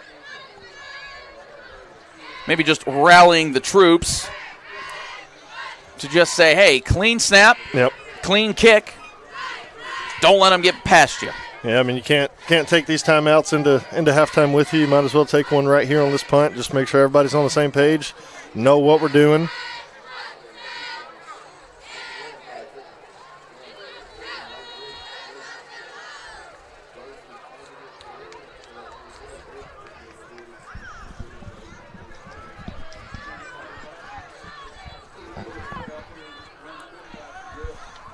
Looks like we got former quarterback Mr. Tyner in the chat. There he is, wanting to go back to the flex bone. That's how you get blocked, man. Well, a little interesting formation for West Memphis. They look like they were ready for a fake of some kind. That ball is wobbly and high and, gets the friendly bounce. And it will be marked out at the 20-yard line. So West Memphis, if they want to try to do something, they've got 18 seconds to go 80 yards. Not completely out of the realm of possibility. But the way this Bears defense has been playing tonight might be tough, but they have broken a couple, at least in the passing game. Yeah, here 18 seconds left. You've got to watch for maybe a trick play of some sort, or they may try and scheme up somebody wide open downfield. You got to be ready for this. And absolutely, your safeties and DBs got to play with some discipline and not fall for anybody. Yeah, just not let anybody get behind you. All kind of bunched up for West Memphis, 2 to the left, 2 to the right. Jenkins drops back, and he's got pressure, and he looks like he is going to take off. Bears wisely keep him in bounds. Jenkins just falls to the 28-yard line. And we do have a flag on the play across the field. One of the coaches was hot over there. I'm not sure what about it. Might be this call. There's a sideline warning on the Bears. So maybe that's what he's hot about. Yeah, Coach may have saw something he didn't like. Well, he was pretty turned up about something. 8 seconds left here in the first half. And you have to think for West Memphis, just get as many as you can. Maybe somebody can break one. It's not out of the realm of possibility.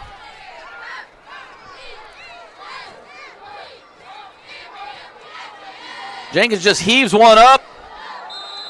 It is knocked down, and that will be the end of the first half, as that pass was defended by Braylon McPhee. So we go into halftime just like we started the game, 0-0 here at the half. Sylvan Hills having a little success, just can't quite figure out a way to punch it into the end zone. West Memphis kind of in the same boat, but that's sort of what we expected, as we did mention earlier, that both of these teams have had very similar seasons, and they've looked quite similar as the night has gone along here. Again, 0-0. We will bring you second half action on the other side. Jay Bird, Chris Goodman with you here on the Sylvan Hills Sports Network.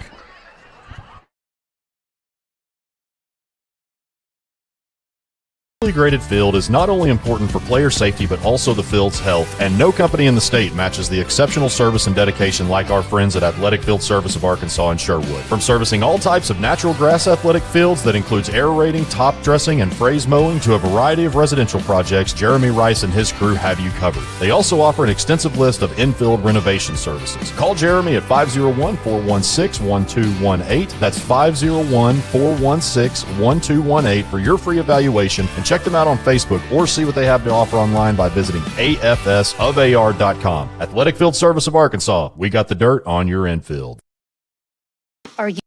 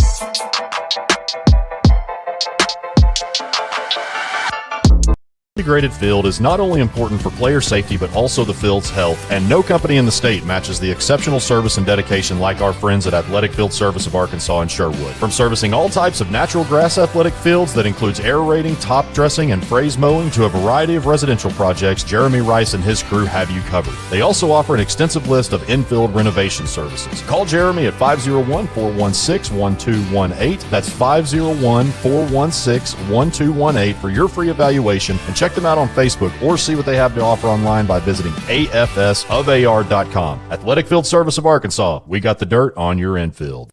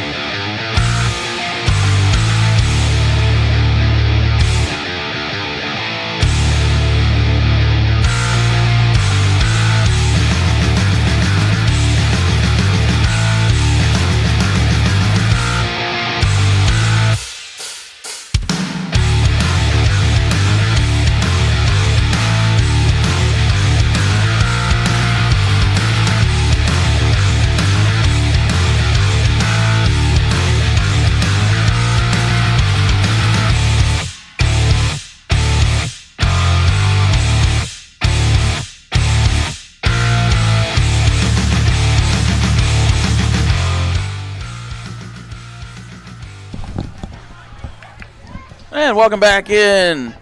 Jay Bird, Chris Goodman with you here on the Sylvan Hills Sports Network. Again, 0-0 tie getting into the second half here. Teams are still a couple minutes away, but while we got you here, let's run through some scores on the unsponsored out-of-town scoreboard.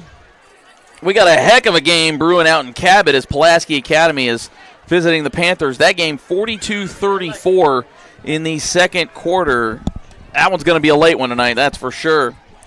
Conway is putting it on Little Rock Central 43-0.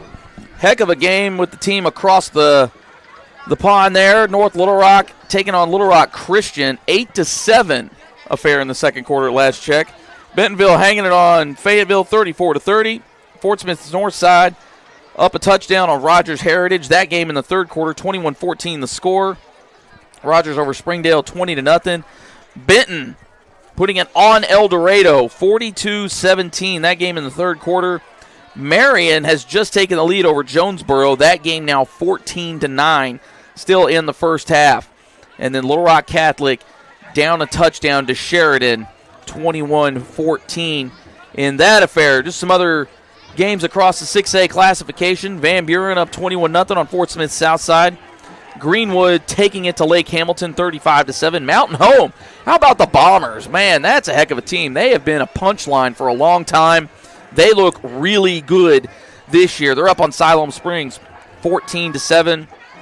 Shiloh Christian manhandling Russellville 46-0. In the 5A and within the network, Maumelle only up on Jacksonville 3-0 in the second quarter. So definitely one you want to look out for. Same thing with Robinson, only up 6-0 on BB currently. So a couple of games definitely to keep an eye on out there as the night does go along. 14-3, Searcy over Pine Bluff. Watson Chapel down 21-6 to Whitehall. Valley View up on Brooklyn. That's a heck of a game. Don't let them sleep on it. 23-0. Nettleton and Greene County Tech 14-7. Nettleton in the lead. Win in Batesville 21-0. And then also in the network, Parkview right now up on Arkansas High. That's Texarkana to the layperson. They're up 28-0 still in the first half. So a lot of good games across the state going on tonight. We'll definitely keep passing some scores of note along to you as we do get them in, especially down there in some of the lower classifications.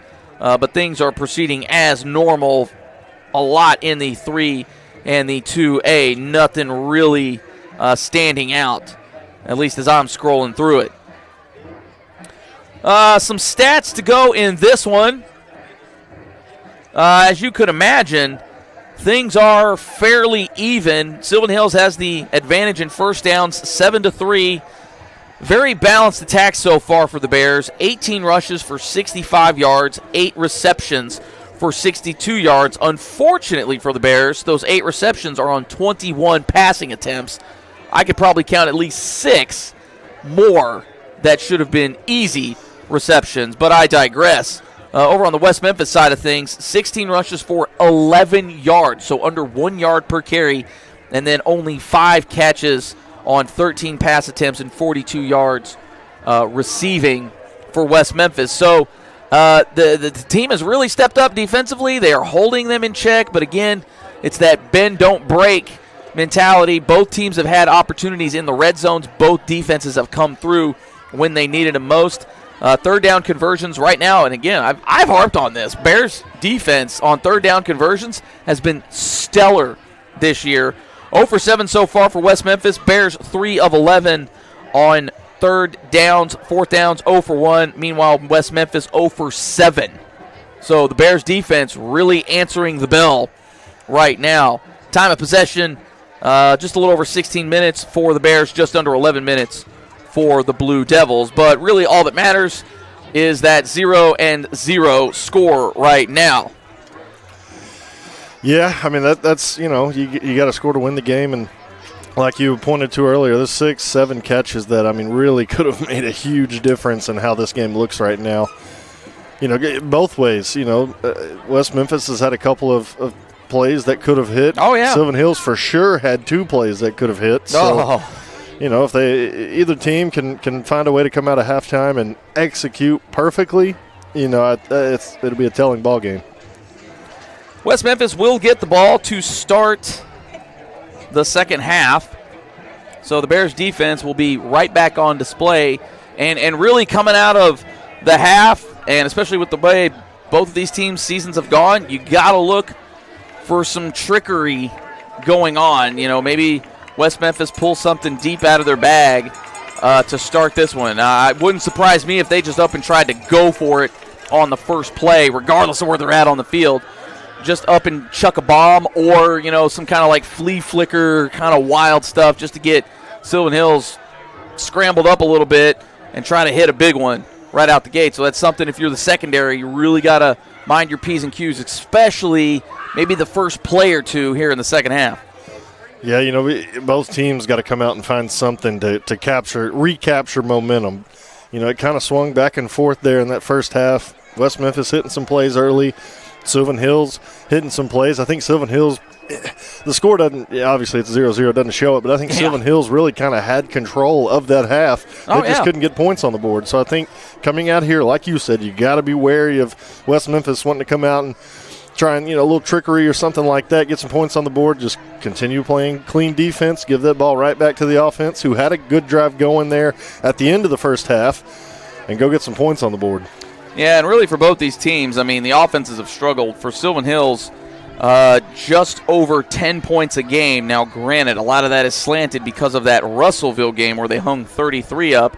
But other than that, they've been shut out twice, 1 score in one affair, and then, 12 against Bologna and 13 against El Dorado, whereas West Memphis, that offense, it is struggling, under 10 points a game if you do the math. 53 divided by 6. Somebody do it for me real quick. I mean, it's not a lot. You know, we're looking at possibly a little over a touchdown a game, or maybe even under a touchdown a game right there. Actually, I think it's like 7.1 if I remember, to carry the one and all that. You said 53 divided by 6? Yeah. 8.8. Oh, 8.8. I was way off. All right, nonetheless, it's not a lot for either one of these teams. I mean, really, when you break it down, if I'm doing my best guesstimating. But, hey, the defensive averages will certainly even out a little bit here for both of these teams tonight, barring, a wild second half. But you got to think that for the Bears, this is one where you got to go and get it. I mean, we were talking at halftime, that drive where they started at the 5, maybe got a little too clever, kind of got in their own way offensively, maybe just a little bit, just trying to keep the Blue Devils on their toes, looking out for something. Maybe got a little too cute on that one when you'd like to just see them, hey, just line it up and push guys over. Or maybe throw one fade, even though I hate the fade. It doesn't matter who it is. I hate the fade to the corner play in the red zone. But that's just me over here. Not necessarily saying we shouldn't do it, but heck, at this point, just throw it up to Lacoby Brent. Let him go out jump somebody in that situation possibly. But as things stand, 0-0. We're about set to get the second half underway. Sylvan Hills will be kicking to the Blue Devils. Still no word yet on Andrew Clay and the status that he is tonight. I haven't seen him bopping around on the sidelines, so not a great sign if you're a West Memphis fan, but you do have to tip your hat to Andrew Jenkins coming in cold, coming in as a backup, and performing admirably, or at least as best he can considering the situation. Looks like he is probably the passer of the two, so maybe not quite what West Memphis wants to do offensively. Considering their situation. Again, it does look like it doesn't look like they are a bit of a younger team, kind of very similar to Sylvan Hills, so maybe guys aren't quite ready for that, but they're being thrust into it now, and they've hit some passes, but haven't hit them for big gains.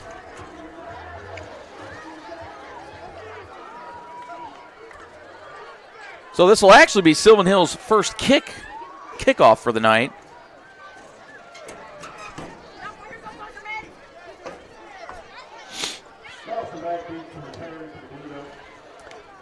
And I'll be interested to see how they approach this. West Memphis leaving a lot of green out there in some spots. Yeah, over there on that kind of far side of the field. Yeah. There's a little bit of a hole there. Yeah, there's a little bit one right here, the near side at about the 30-yard line as well. So we'll see if the Bears try to get a little tricky with it or if it just bombs away and everybody go get it. I would try to avoid Antoine Dawson, though. Something about guys in number 7. Oh, and that's going to drop. Oh, that's a great play, actually, by the West Memphis player there, Kevius Woods. Oh, man, that one almost dropped in. Yeah, it looks like, they saw exactly what we saw, is that little bit of a hole over there. And if we had, maybe just a little bit more speed out of that, it was a great kick there and a great recovery by West Memphis, but you'd like to see Sylvan Hills go out and get that one. Yeah, they took a shot here, but as it stands, West Memphis ball at their own 46-yard line, so great field position to start. We'll see if the Bears can keep the clamps on it.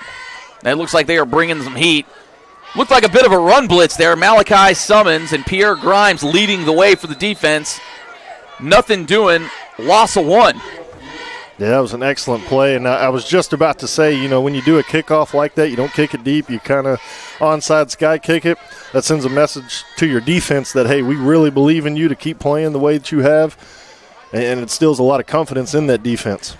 Well, first play there ought to instill a little more confidence in them. Again, West Memphis not able to run the ball whatsoever tonight. Like I said, under 1 yard a carry. But all it takes is 1. Jenkins looking, find him, man. Oh, he had him there in the open flats. Cameron Quarles, just not a great pass as he was rolling against the grain. 3rd and 11. Yeah, it may look like the quarterback they have in now maybe plays baseball. The way he kind of throws it almost looks like a baseball throw. That was a mean slider anyways. And luckily for the Bears defense, he hadn't been able to really find a Blue Devil receiver yet. been a tough scene so far. Again, 3rd and 11 for the Blue Devils, and Jenkins is under duress. Flag on the play, probably not going to matter. I'd go ahead and decline it. Pierre Grimes going to get credit with the sack.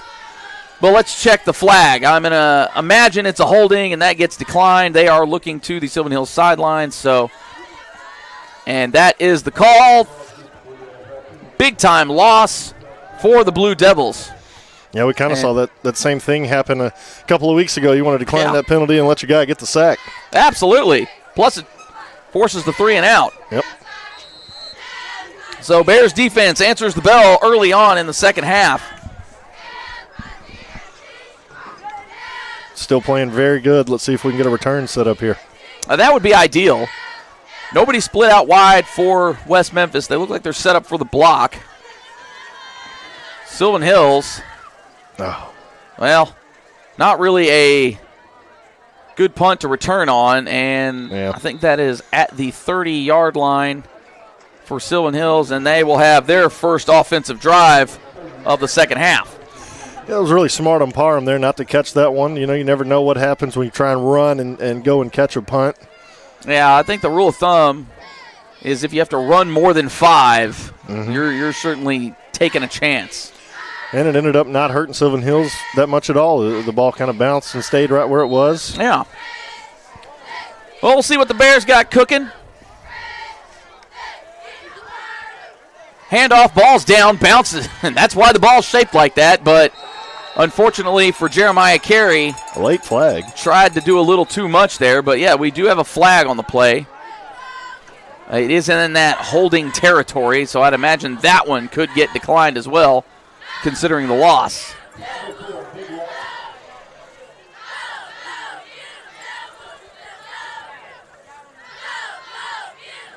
It's a face mask on the Blue Devils. So Bears catch a break. That is a 15-yard variety penalty. Yeah, instead of a huge loss, it's going to turn into a net positive. Yeah. So how about it? Bears catch a break. And it is from the spot of the foul. So, looks like it was around the line of scrimmage. So, like you said, instead of about a 10-yard loss, it ends up being a 15-yard gain for the Bears. So, these are those things that Sylvan Hills has just not been able to take advantage of throughout the year. That's a play that would normally short-circuit a drive entirely. But they get the benefit of the call. Whoa, what a throw to Parham. Man, oh man. That one had some zip on it. 12-yard gain for Parham, and the Bears are now in the Blue Devils side of the field. Yeah, that right there was a very confident throw out of Hampton. I like that. Boy, that one looked like it went right through the hands of a West Memphis defender.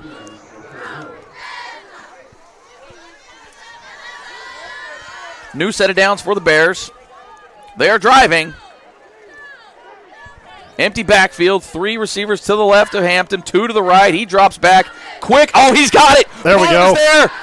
Does he have enough in the tank? Yes, he does. Let's go. Give me all 6 of these. Ryan Parham, touchdown Bears. There we go. Hot diggity. There we go. Oh, what a play call. You had to think that these plays, one of them was eventually going to hit down the field with this passing game, and there it does to Parham. Just got to catch the ball, man. That's all you got to do. Just catch the ball. They caught that ball. Oh, the big play works for the Bears.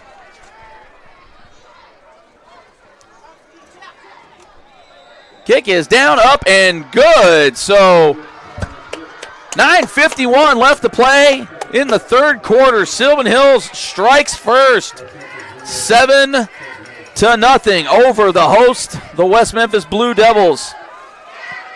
Now if you're the Bears, you tell your defense, hey, give it to me one more time. Yep. Now your defense can really play with some confidence knowing they have the lead to protect.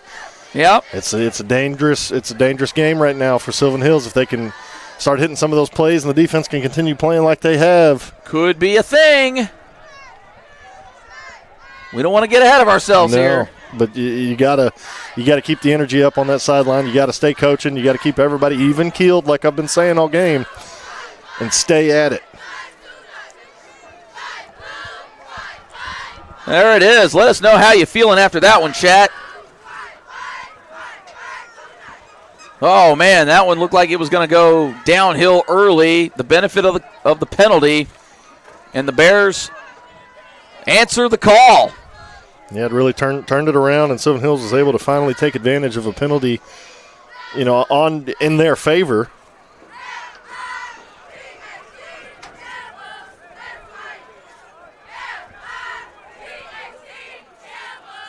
So, again, a lot of green space out there. I'll be interested to see if the Bears don't try to kick it on the near side around the 30 there. Well, now West Memphis has shored up a little bit of that space, but even around the middle of the field, that 30-yard line looking pretty tempting. Yeah, I'd put your fastest play over there and just there you go. It. Now West Memphis adjusts. But again, a lot of space out there around the 40. But if I'm West Memphis, I'm daring them to kick it there. Oh, the onside kick, and West Memphis falls on it. I like it. I love it. Not upset. Well, I love it. Not upset there. Even though West Memphis has recovered both of these, you're sending a message to your defense that, hey, if you can continue to play like this, we're going to continue to stay right behind you. And that's got to make your defense really happy that Coach trusts you like that in these type of situations. And as a player, you can really you can relax a little more and go after the other team a whole lot harder. Cut loose a little bit, as they say. West Memphis will start at their own 48 now.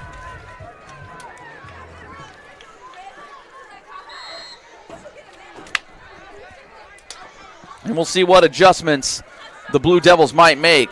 A lot of guys around the line of scrimmage. Looks to be a little bit of an old school offset I formation. Hands off to the fullback. How about it? Yeah. I am here for fullback love regardless of what the team is. Yeah, gained about 1 or 2 yards. Yeah, Eric Sykes on the carry. Maybe give him 3. Where's the final spot going to be? About 2 on the play. We'll bring up 2nd and 8.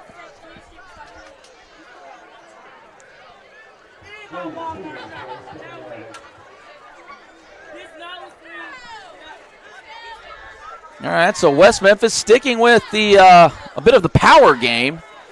Coach Houle did say that they do a lot of things. They're still trying to kind of find their identity, much like Sylvan Hills is. And he did allude to the fact that they had to prepare for a lot of different things. This might be one of those things. And obviously the quarterback situation has forced the hand a little bit for West Memphis. But what they were doing early on obviously wasn't working, and this seems to be the response, is they're going to more of a bit of a power game.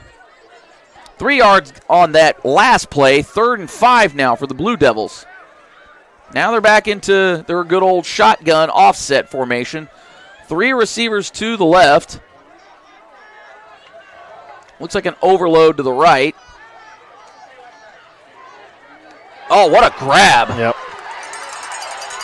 Just found the soft spot in the zone, and Cameron Quarles comes down with a great catch. I thought he overshot him just a little bit.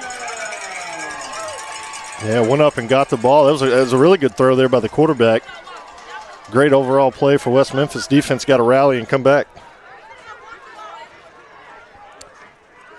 Big gain for West Memphis, just outside the red zone now. Eric Sykes on the carry, still carrying, as he's now inside the Boyd Law Firm red zone. And it looks to be spotted at about the 17. Give him 7 on the play, 2nd and 3.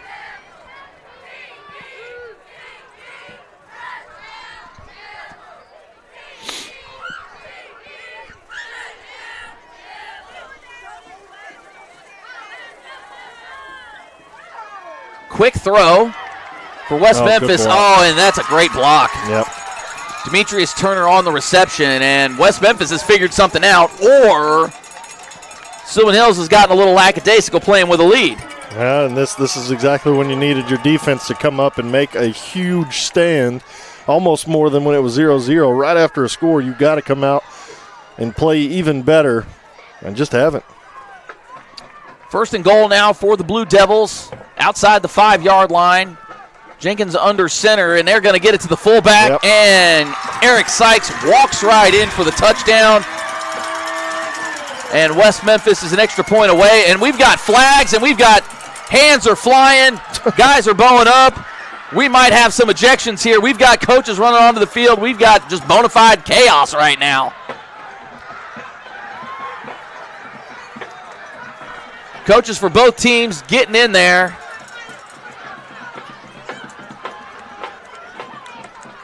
Not sure what exactly sparked that or who sparked what.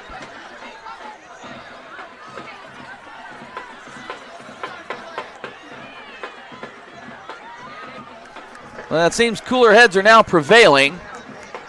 So we'll sort out the penalties here.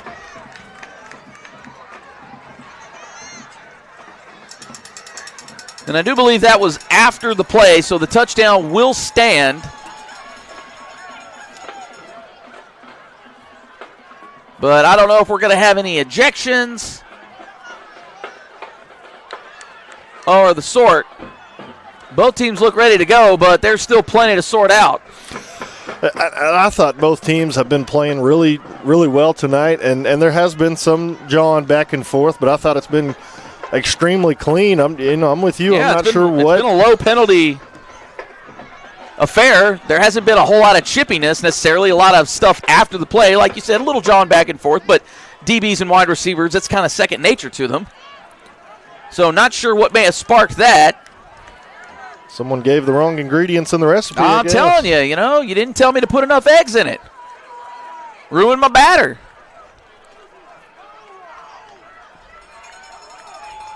Coach Hull looks upset.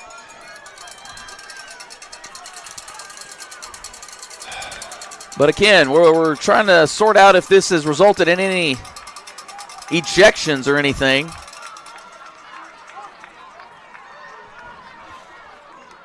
Obviously, unsportsmanlike on both sides.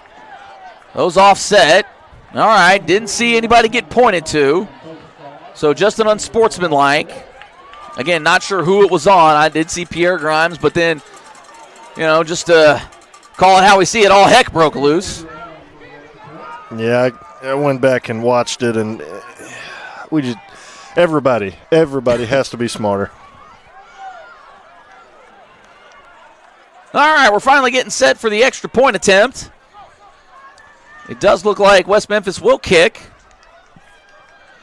And that is Isaac Morgan who will be teeing it up. So the Bears do have a chance to maintain the lead here if they can get a block on this or alter the kick in any way, shape, or form. Back to play. High snap, it is handled, and it is down through and true. West Memphis ties the game. Yeah, and that just swings momentum right back for the home team. I mean, you've got to, your defense, you really needed them to come out and get a stop there. They give up points. Then you have all of that after that play, which, hopefully both teams can recover from. A lot of emotions in this game, given what both teams have gone through this year. Oh, yeah. And you just got to come out and reset almost. 0-0 now, reset.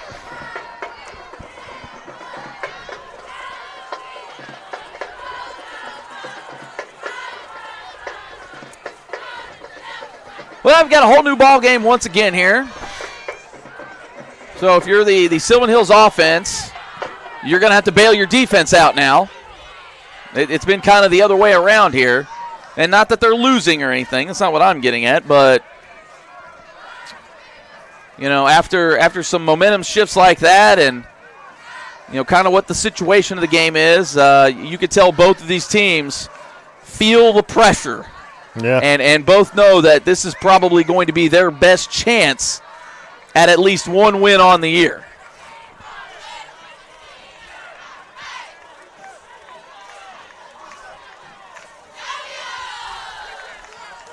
.748 left in the third quarter here, so still tons of time left.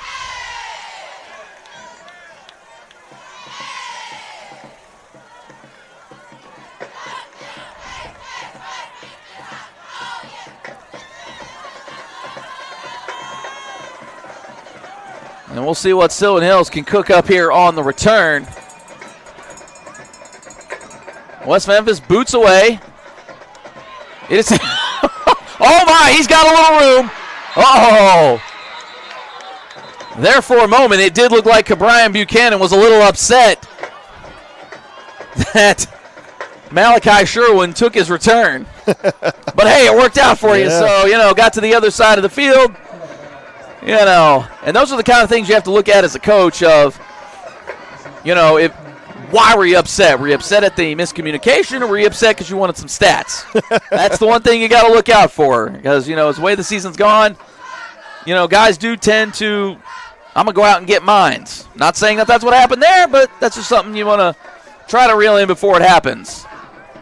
Bears on the 46 of West Memphis.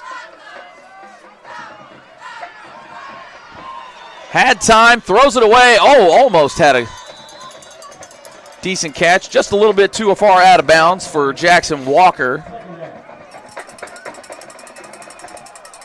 But good pass, nonetheless, considering he threw it off his back foot and was under duress for Tyler Hampton.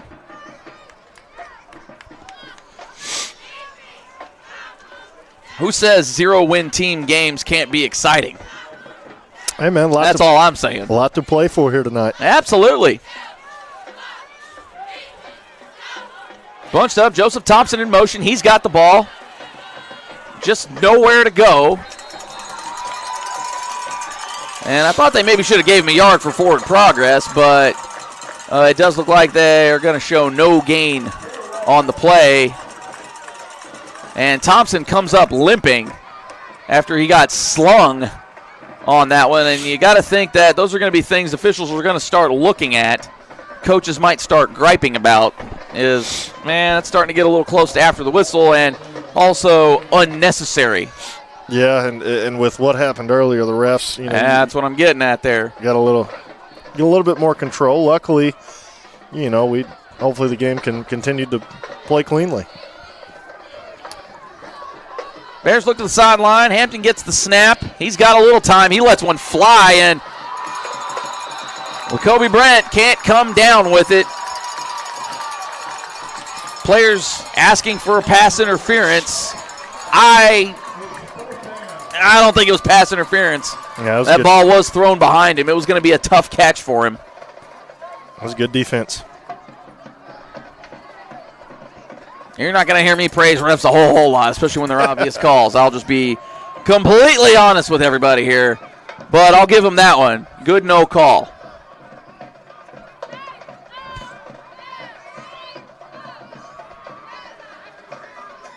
So Bears go 3 and out. Clean snap on the punt.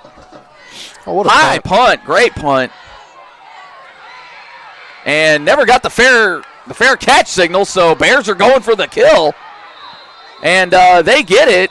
Yeah. And they're going to mark them at about the 7-yard line. So great play for the Bears. We've got flags down. We've got guys exchanging recipes again, asking for a little more cinnamon, a little more flour this time.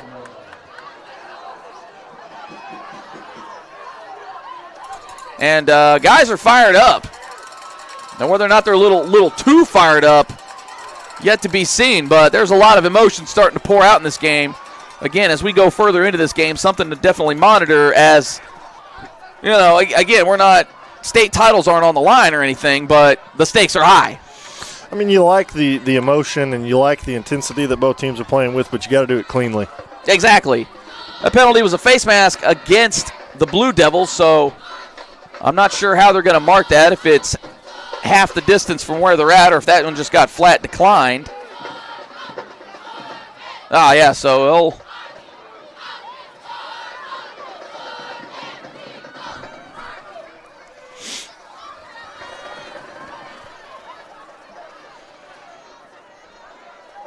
so they will be half the distance from where they're at. So West Memphis will be inside the 5-yard line, about the 3.5-yard line, so about the extra point spot. And if I'm the Bears, I ratchet up the pressure right here. Yeah. I'd throw a run blitz at you. Try and steal some points here. Steal some points, absolutely. West Memphis deep in their own territory. We'll see what they can do to try to get out of harm's way here. Quick handoff. Oh, and he dips it to the outside. Great move. There is a flag down. Oh, ball is down. It is recovered by West Memphis. We'll see what this flag's all about. There might be a reason he got to the outside. It is holding against the Blue Devils. So Bears catch break. What was a 7-yard gain is now about a yard and a half loss. We're running out of half the distance here.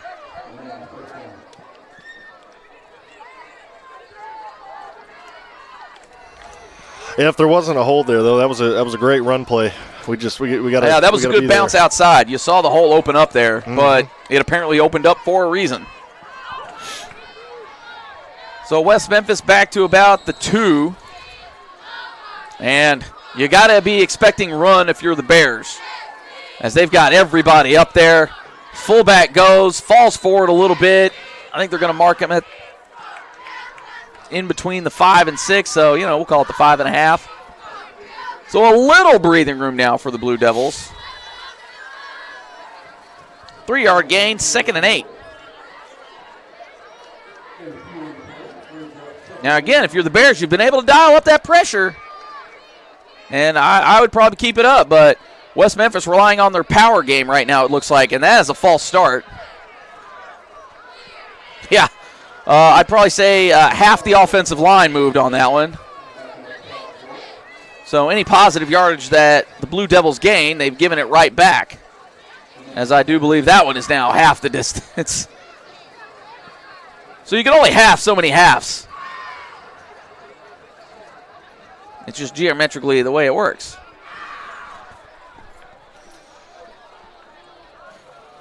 Second and 10 for the Blue Devils.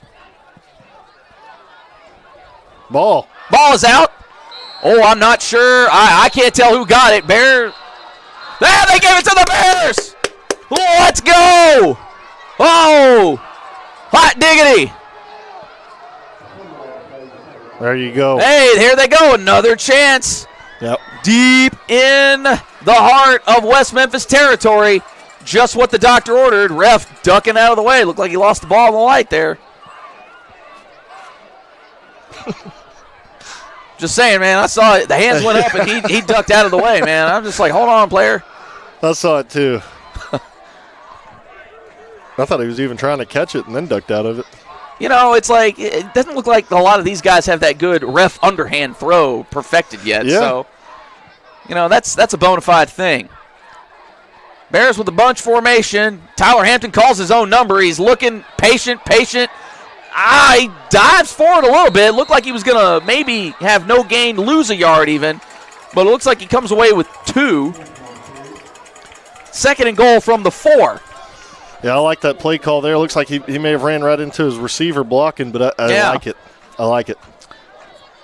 Mike, well, excuse me if I mess it up here, but Rizalm asking no reverses. Well, we'll see. The only reversal I hope is of Fortunes, and that's with the Bears. Oh, great. Well, we've got a flag down. Jeremiah Carey is in for the score. Yeah. But I'm thinking that's coming back. Oh, man.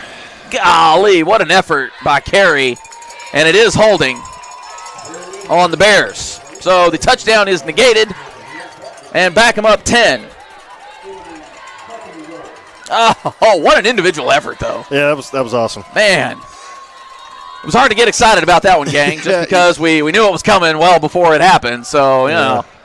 But great effort on Carey. I got you the next one, young blood. Backed up a little more. Now it's, just helps the stat line a little bit. Go score again. There you go. Now, again, if you're the Bears, I wouldn't mess with the play calling a whole lot. What's worked for us? Rolling out Hampton. Just find some empty space. Everybody's bunched up. Empty backfield. All kinds of bunching. I haven't seen this formation out of them. Oh, and there's that reverse. Carey gets it again, and he is just ate up.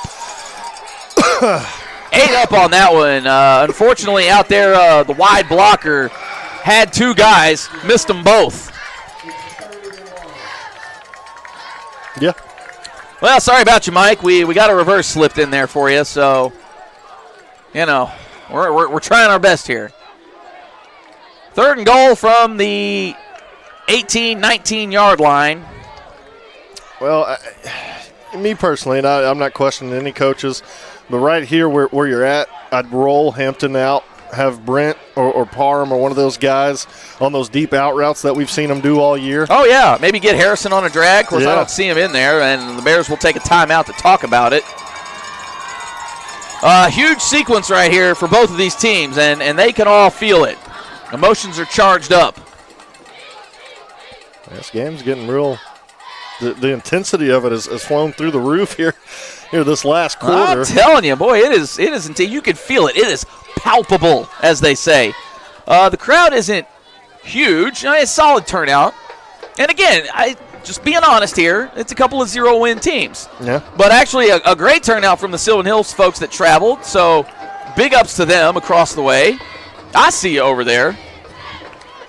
And West Memphis looking like they brought a few folks out. Yeah.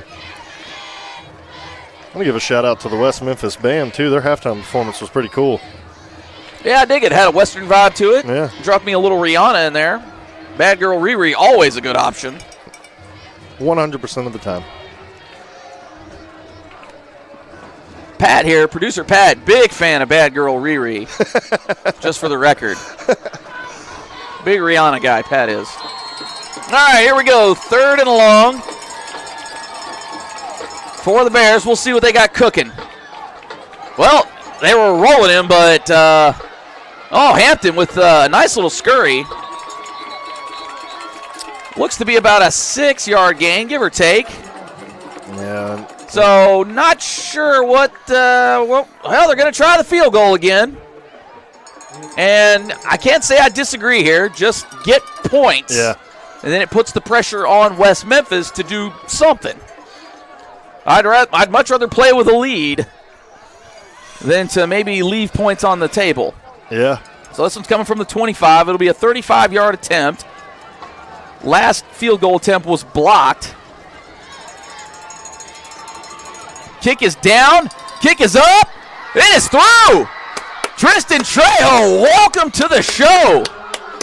That's a big-time field goal right there if I ever did see one. Bears retake the lead with 4:16 left in the 3rd quarter. 10-7 now over West Memphis. And the chat, well, they approve. And Trejo says, listen, chat, have a little faith. We're okay, all right? Points are points. You got to love it. A little, my apologies, go Bears there. We love to see it. Go there Bears. There you go. I tell you, now this, what I was saying earlier, now the defense. Got to come through here. Got to come out and make a play here. Yep. Because now if you allow a touchdown, now that spells trouble. So I think defense, that was a nice defensive effort there on the last drive. Got the fumble. Offense came through with some points, and I think everything just needs to settle back down. I would maybe elect for kicking a little deeper, though. That's just me over here, though. That's why I'm standing up here in the booth talking to people on YouTube. Big shout out to the chat. Big audience tonight. Let's keep it going. Make sure you like and share. Subscribe to the Sylvan Hills Sports Network. We're trying to outpace our brethren across the network. So help a brother out. We'll be doing basketball season too. Basketball season looked like it's going to be pretty exciting. It's going to be a very up and down team this year. Not a lot of size, but they got shooters. We got shooters. So get ready for that. Basketball just around the corner. Yeah, Sylvan Hills should be pretty good. Girls yeah, it's going to be interesting. But we got us a football game on hand right now. We'll see what the Bears try to do here. A lot of space out there. Boy, I'd almost try to kick it to the 20. Well, I would have been in it maybe to the near side here, but hey, whatever works. Good patience shown by Antoine Dawson. Bears get that tackle at I think they're going to mark him at the 33, maybe the 34. My guy's kind of wobbling here.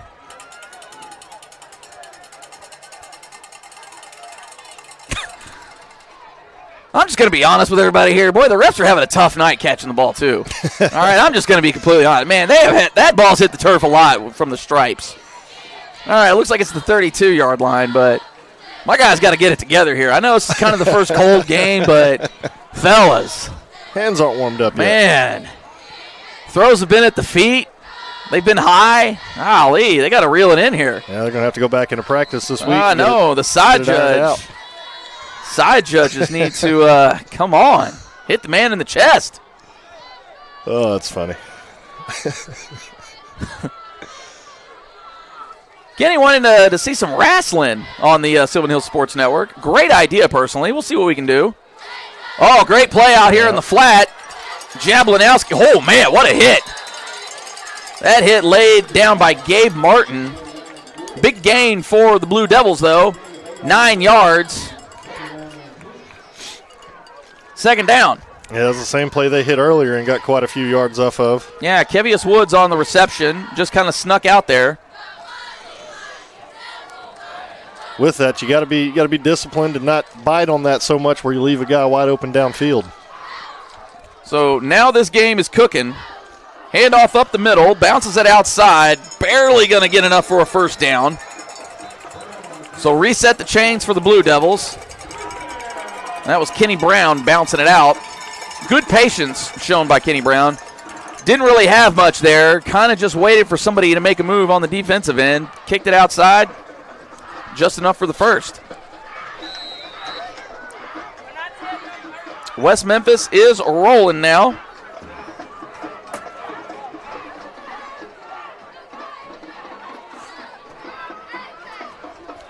First and 10, just over 3 minutes left in the third quarter. Bears leading 10-7. Man in motion for the Blue Devils. He resets. Oh, and he gets through some tacklers. We do have another unsponsored flag on the play. And Kenny Brown finally pushed out of bounds, but we'll see what this flag's all about. My guess, if I'm a gambling guy, holding, and holding it is. Cash the check. Not that you're getting great odds for that, because that seems to be the penalty of the night.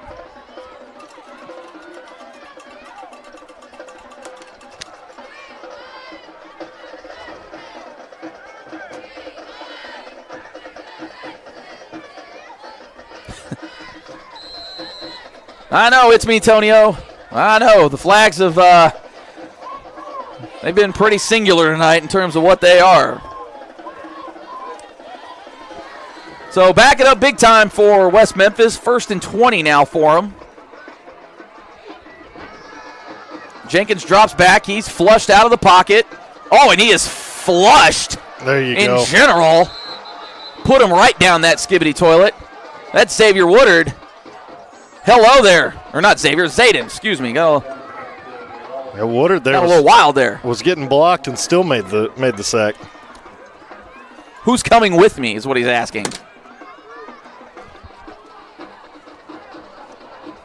So Bears looking really good so far right now. They're in business. Second in a bus ride now. Geez, what are they even at to, like 20-something? Nonetheless, Jenkins sends a man in motion. They've got 3 receivers to his right now. He's going to look right. They got the screen. Oh, and he dropped it. Woodard was there to blow that one up nonetheless. Not sure that Kenny Brown would have gotten much out of that, but it would have kept the clock rolling. 3rd and long now for West Memphis, and if you're Sylvan Hills, just don't let anybody behind you. Don't let anybody blow anything up, and you can survive this drive.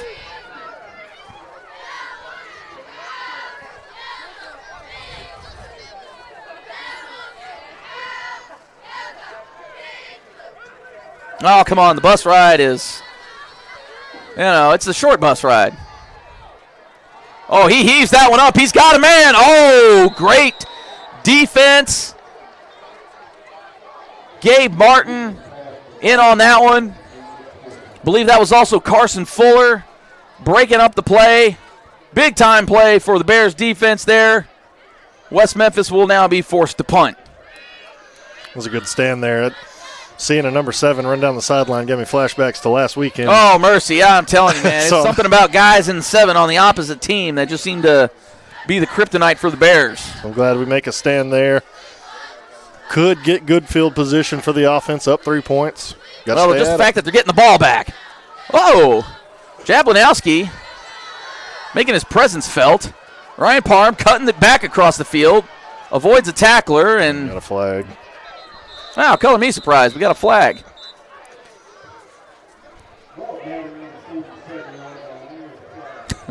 Well, it's not in holding territory, but, gang, I'm probably going to think face mask.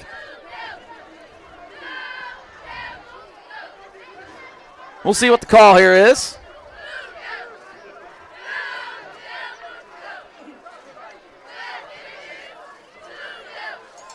And it looks like it might be going against the Bears.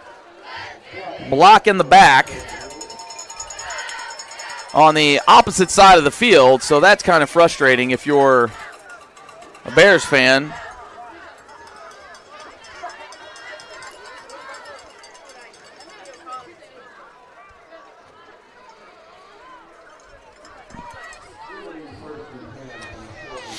.136 left in the third when the Bears take over.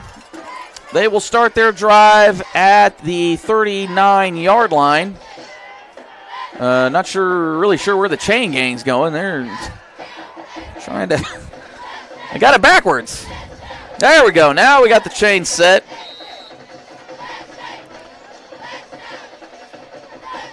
Bears bunched to the left side.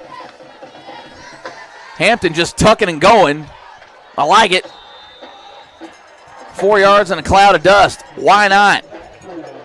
Maybe settle things down here a little bit. Maybe chew up a little clock too. But really, if I'm the Bears, I'm going to get a touchdown and get the 2-score advantage.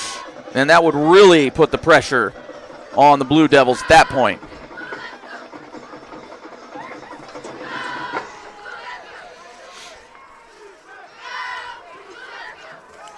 Formation flipped.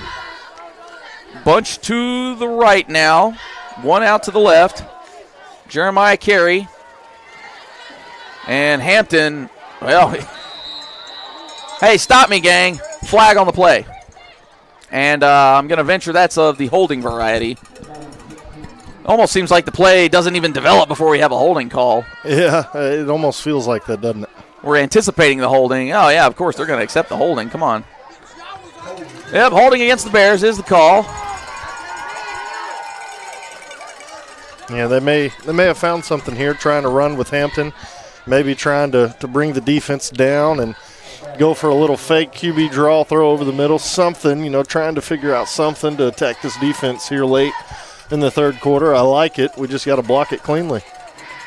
A little something, something, as they say.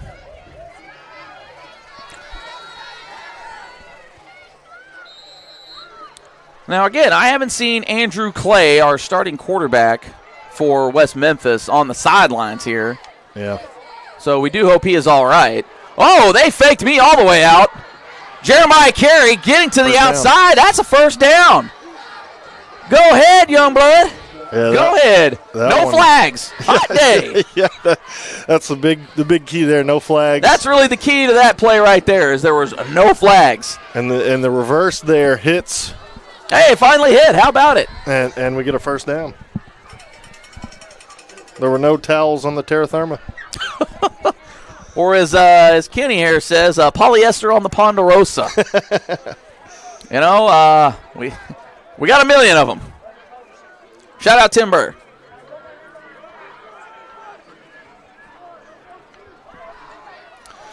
Hampton calling his own number. He is surrounded now by, just when you thought, well, we got a flag down.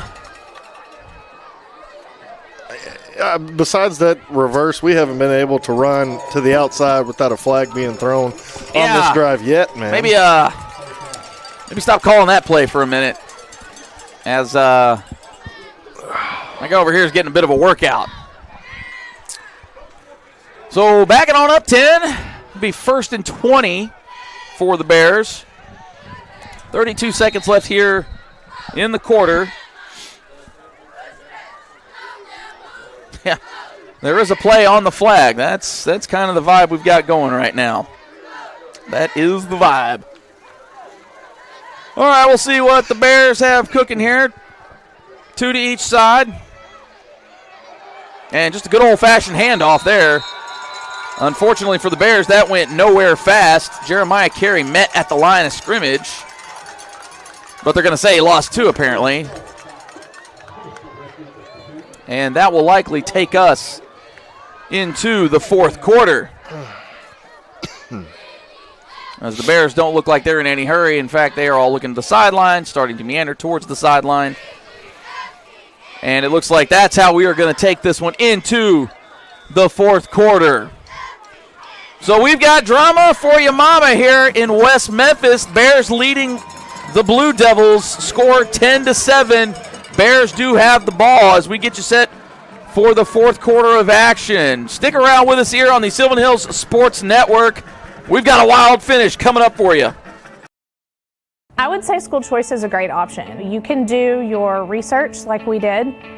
Visit with other parents that have children in the district. We visited the schools before we made the choice to come here. We chose to school choice because we have had such a great experience here. Teachers, staff have been so helpful and reassuring, and we've been forever grateful for it. And I'd do it all over again. PCSSD is a great option no matter where you live.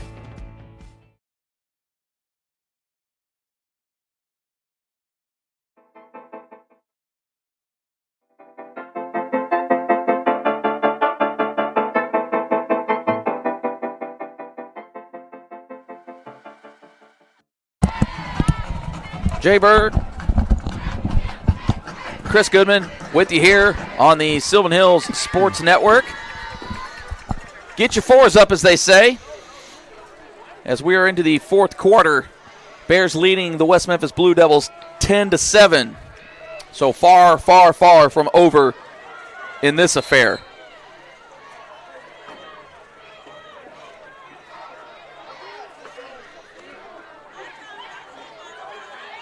There we go. Bears are rolling. Jeremiah Carey getting the line back. That looks like it's a face mask, but we will definitely check what that flag is. Can't be holding. That's going to be an offensive. At least not in my opinion. Offensive face mask, I believe.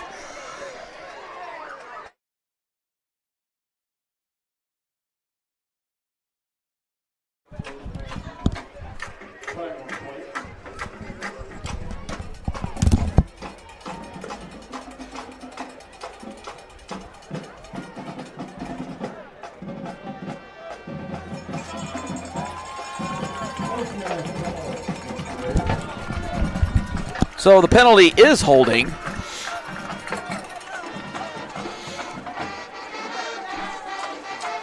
And no, it was an offensive it's face about mask. a net -4 loss.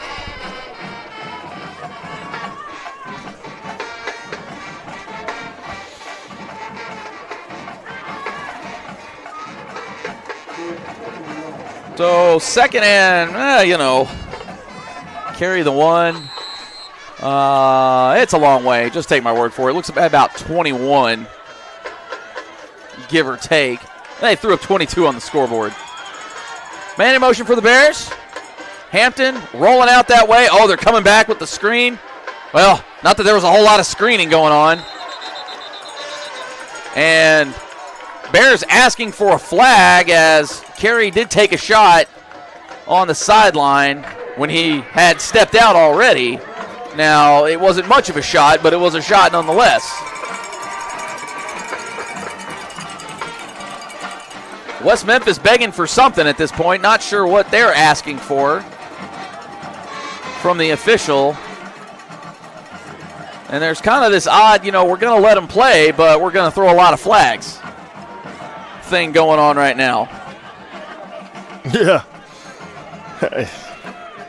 Sometimes I'm at a loss for words. So, there you go. Yeah, it's not often it happens to Chris, but there it is. Hampton rolling out right. Oh, he's got the throw, and it is sailed over and picked off by West Memphis. Oh, that's not what you wanted to have happen.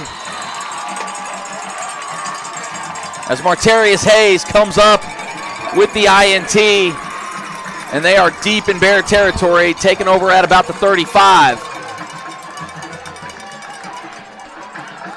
So Hampton just let that one sail a little bit on him.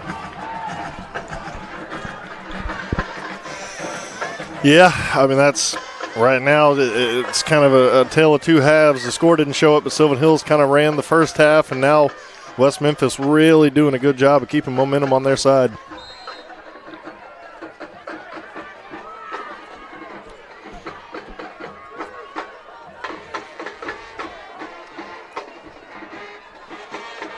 Handoff for West Memphis, up the middle. Broke a couple of tackles. Not much. A gain of 4.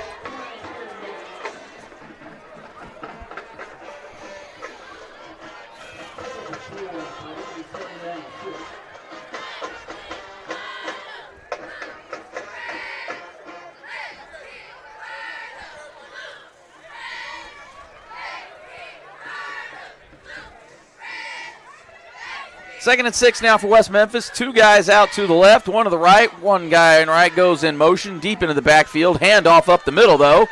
Met immediately by the Bears and almost spun out of that, but Zayden Woodard wanted no part of him getting loose. As Eric Sykes runs into a bit of a wall there for the Bears. Looks like he got about 2 yards on the play. It'll bring up 3rd and 5 now. So huge play sequence here for both of these teams. You got to think for West Memphis, again, 4 down territory. And for the Bears, you got to hold them for 2 downs at the very least.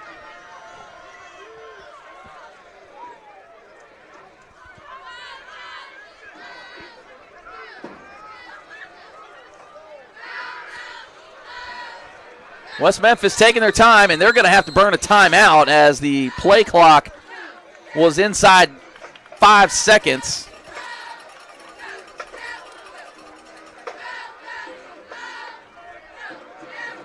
And we'll check the old out-of-town scoreboard. Oh, yeah, one score we didn't go over earlier. Mills playing Riverview. I think that game may have already be over. Ooh, yikes. Let's see here. Skip to the end of it. Well, for anybody that wanted a little revenge on El Dorado, they're getting it. Benton taking them to the woodshed, 42-17. Other 6A action. Marion over Jones Boogie, 21-9. Little Rock Catholic now catching up to Sheridan. That one 22-21. And we'll pass along a few more within the network here after this play. Yeah, Mills got the win 63-7. Ooh, yikes. Empty backfield. They got tricky with it there. Almost drew a man off sides. They let it slide. Empty backfield still nonetheless. Jablanowski has got to beat it. He got to him. There you go. He got to him. Maybe 2 yards on the carry. Somebody get Jablo out of there. Yeah, about 2 yards on the play. So 4th and 3 for the Blue Devils now.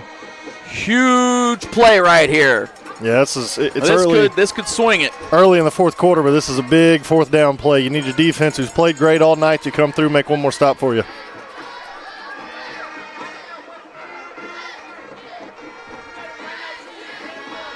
Well, you got to think if you're the Bears that they're going to maybe try to pop one on maybe a draw. Or try to go up the middle. Swing pass. No, they're going to run it. There it is. They jumped it up here. I don't think he got it. I don't either. We got a flag on the far side. Oh, good night, Irene. Oh, guys are linked up. This looks like it's going to be an after. Well, it was. I don't know. We'll see. It was thrown before, so I don't think they threw a flag for that. Hopefully not, but. Well, we'll sort this out, but the spot as of right now is well short. Illegal shift on the offense. I'm not sure if you can decline that one. It does look like the offense is trying to come out, so they will decline that. Illegal shift. That penalty's declined. Turnover on downs. Bear ball. There we go. That's exactly what the defense. Let's go. Let's play some ball. Right. That's exactly what the defense needed to do. Now we got to go down and get some points. Got to go get a touchdown. I love Trejo. His older brother is my brother-in-law, but I'd like for you to stay on the sidelines and let's go get a touchdown. Yeah, nothing personal or anything, but I'd much rather you kick an extra point than a field goal. Right. At this point. Bears will start their drive at their own 27. And also, too, if you're the Bears, I think you just kind of stick with what has been working. Don't try to get conservative. Don't try to burn the clock out just yet. 3 bunched up.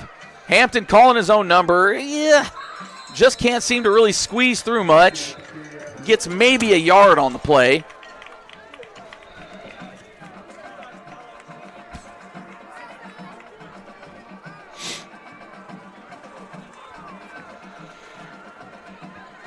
Shout out Andrea Grimes in the chat. We see 38 out there.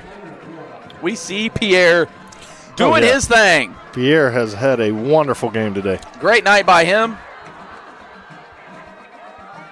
Ball handed off. Carey bounces it outside. And, oh my God. Lord. Well, he's going to get the touchdown, but, you know, unfortunately, the ball went outside. And, you know, there's a flag on the play. My man was real quick on that trigger. And I'm watching the replay. I don't know, man. It seems like every outside run is illegal for this defense or for this offense. That's basically what the call is now. If they run the ball outside, it's illegal.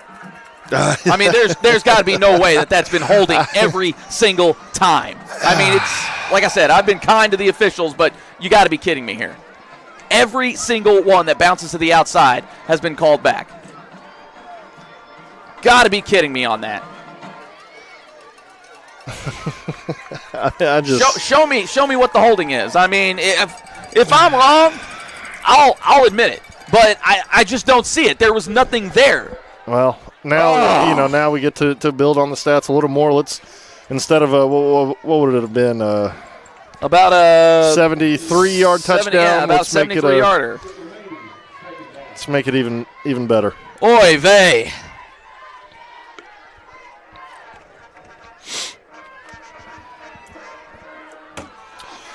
Oh, I thought he had something cooking there for just a minute. And now we got guys flopping. Come on now. That was – come on now. Come on. Logan King, he tried. He tried there. But I mean, it was I'll tell him, it was a really great sell. That was a great sell. That was wonderful. I'll give him that. A for effort. West Memphis defender looked like he was just kind of upset at himself or something, kind of bumped into him. Boy, he laid out flat, man. I tell you, that's taking a charge in the paint right there. 3rd and long for the Bears. Tyler Hampton going to call his own number. He thought about it going outside, but figured it was going to be a penalty anyways. Gets about 4 yards on the play. You know, and Sylvan Hills has kind of gotten away from throwing the football. Well, you know, when you got 3 picks, yeah, well, I can't say I blame them too much, but I would run the safe routes. As you and I have alluded to a lot of the year, like I love a good drag route. Maybe give me a quick out, quick button hook, you know, a 5 and turn around. I mean, It doesn't have to be a deep pass, which is what I think has gotten them in trouble. I mean, obviously the one pick is, you know, a tipped ball, which, you know, you can't really blame the QB on that. But the other two have kind of sailed on Hampton a little bit.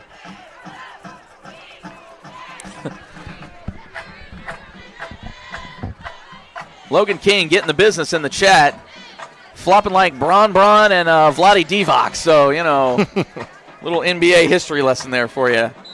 Oh, he tried. He tried, though. You know, I appreciate the try. Right. You know? All right, well, come on, we've been saying it all game. Come on, defense. Come on, defense. Still plenty of time left in this one. 7:40. Sylvan Hills up 10-7 over the Blue Devils of West Memphis.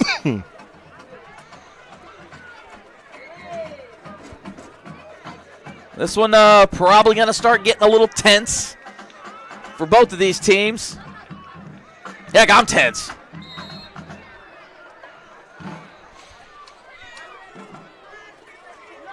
First and 10 for the Blue Devils at their own 36.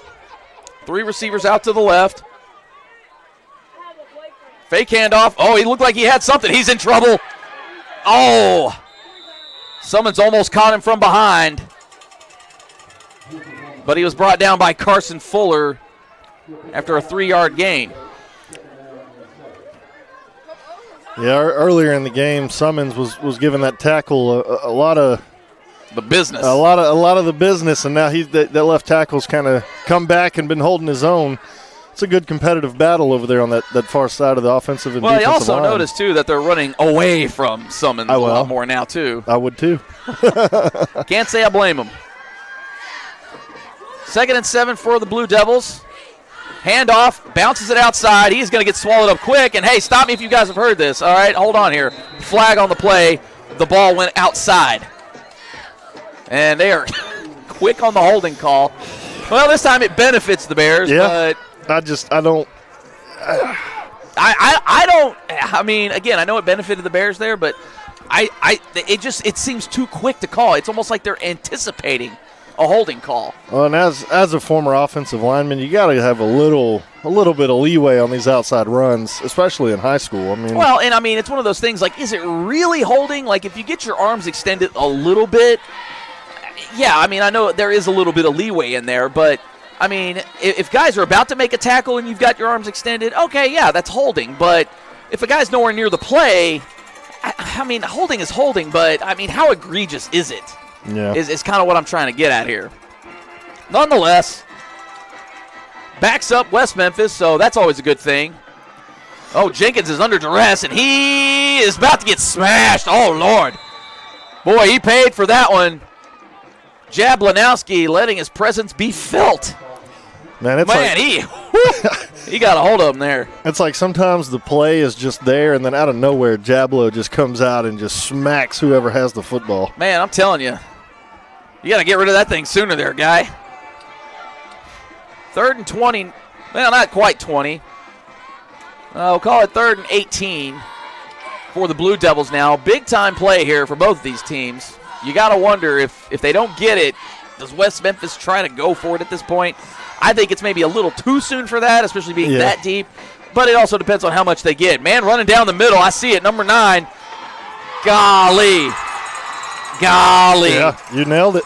Kevius Woods just runs behind the defense. Jenkins just throws the ball up for him. Everybody just lost track of him. Can't lose track of a guy. Big-time play for the Blue Devils there. Yeah, I mean, we both saw it right before the QB let go of it. They would execute it. West Memphis bringing everybody back in, bunching up. Empty backfield. Jenkins calls his own number. He's got a little room. Well, he had a little room until Pierre Grimes showed up. But he falls forward for about 5. Yeah. So solid pickup, despite being met pretty soon. Can't have that if you're the defense. You can't tackle the quarterback and then let him fall forward, 2, 3, 4 yards. Yeah.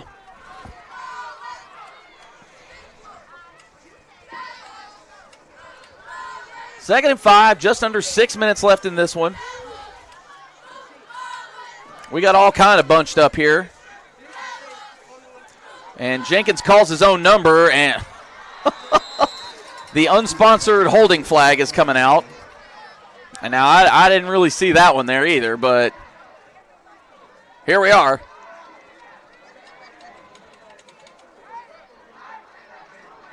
And it is a holding call against West Memphis. So, give the refs the benefit of the doubt a little bit. They're calling it strict both sides. So, big-time help for the Bears. And it looks like it is about 2nd and 17 now.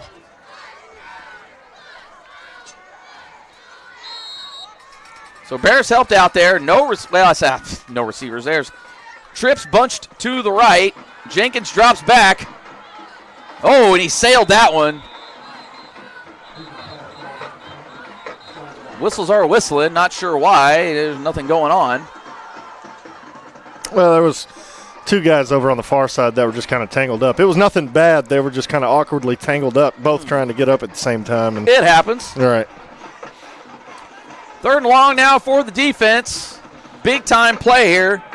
And you got to start thinking this might be another one of those, hey, they're going to go for it on 4th down depending on the situation. Now, what you don't want to have happen is somebody get behind you and they just launch it up in the air. All right, this is the same position we were in just a few seconds ago. We got to make a play.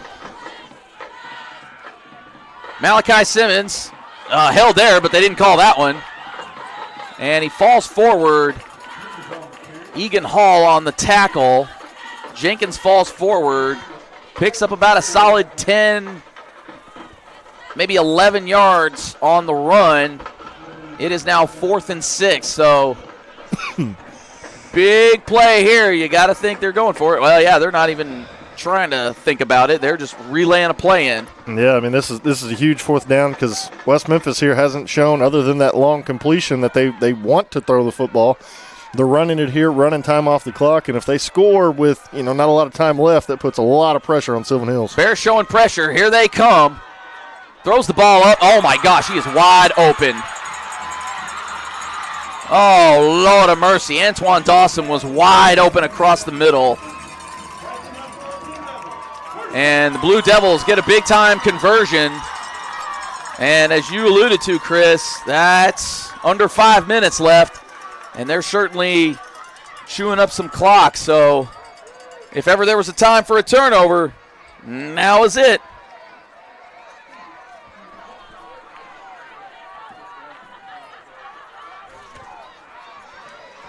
And West Memphis will take a timeout here. 4:46 left in this affair. Bears still leading 10-7, but it's starting to get a little tense as the Blue Devils have the Bears on their heels.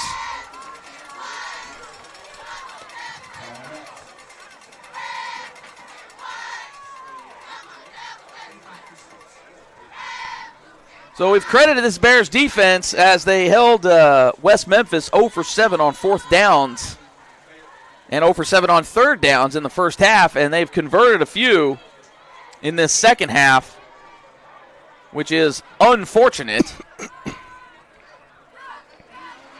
West Memphis now inside the Boyd Law Firm red zone as they're down to the 15. And again, with 4:46 left, you got to think, do you let them score at some point? Not saying you do it here, but if they start getting down there, do you maybe allow them to score? I know that's a strategy. Not a big fan of it myself. I understand it. Yeah. But, the way the offense has been operating tonight, you got to hang it on the defense here. Yeah, I wouldn't, just because of the offense. You don't know what you're going to get. West Memphis going power game. And gee whiz. And they punch it in from 15 yards out. Kenny Brown right up the middle, and we've said it all night. The Bears have controlled the middle of the field, but they lost control right then.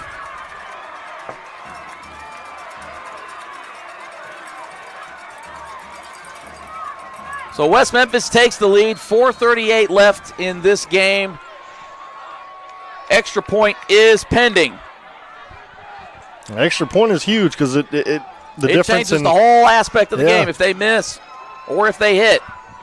Needing a difference in needing a touchdown or a field goal to tie they it. are scrambling it a little bit right now as they were waiting on some personnel to get in. Snap is down, kick is up, and it is no good. Oh, no, he missed good. It. Yeah, wide right.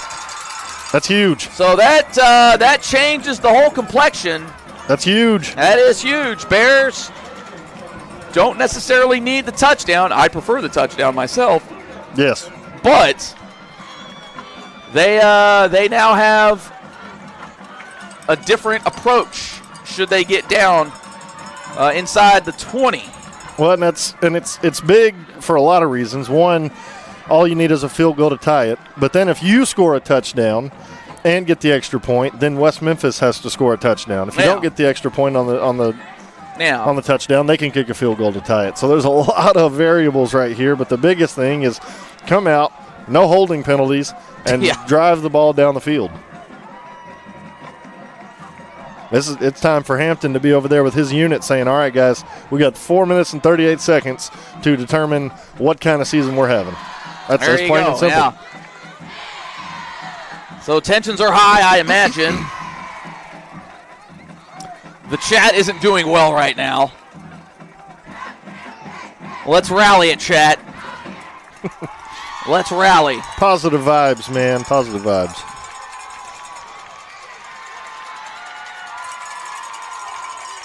And Bears have Thompson deep back, which is good to see him back out there. We haven't heard much of him when he went off the field earlier in this game. and also Cabrian Buchanan. Chat is rallying. Short kick for West Memphis. Whoa, what a snag. Oh, I thought he had something cooking there for just a moment.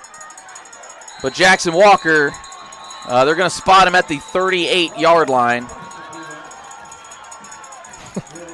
And, hey, great snag by the ref there. I'm not even going to lie. Yeah, they must have listened. How about it? Using the hand. That was great extension. The one-handed grab.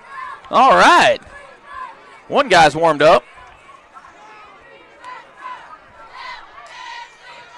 So Bears can't get conservative now. And it looks like they'll spot him at the 39 now.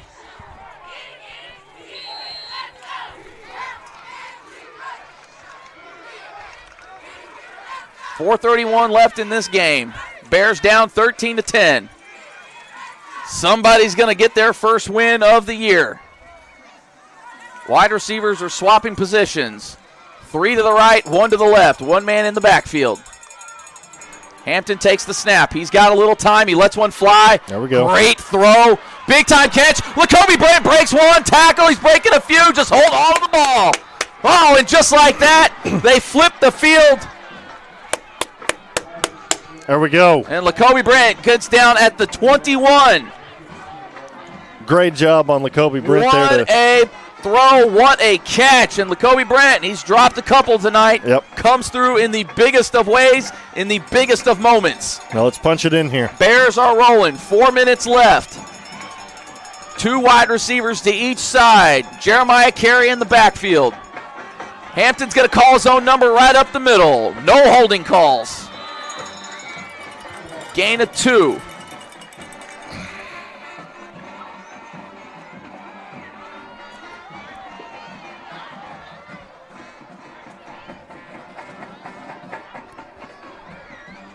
Bears taking their time. Could use a first down right now. Actually, could use a touchdown right now.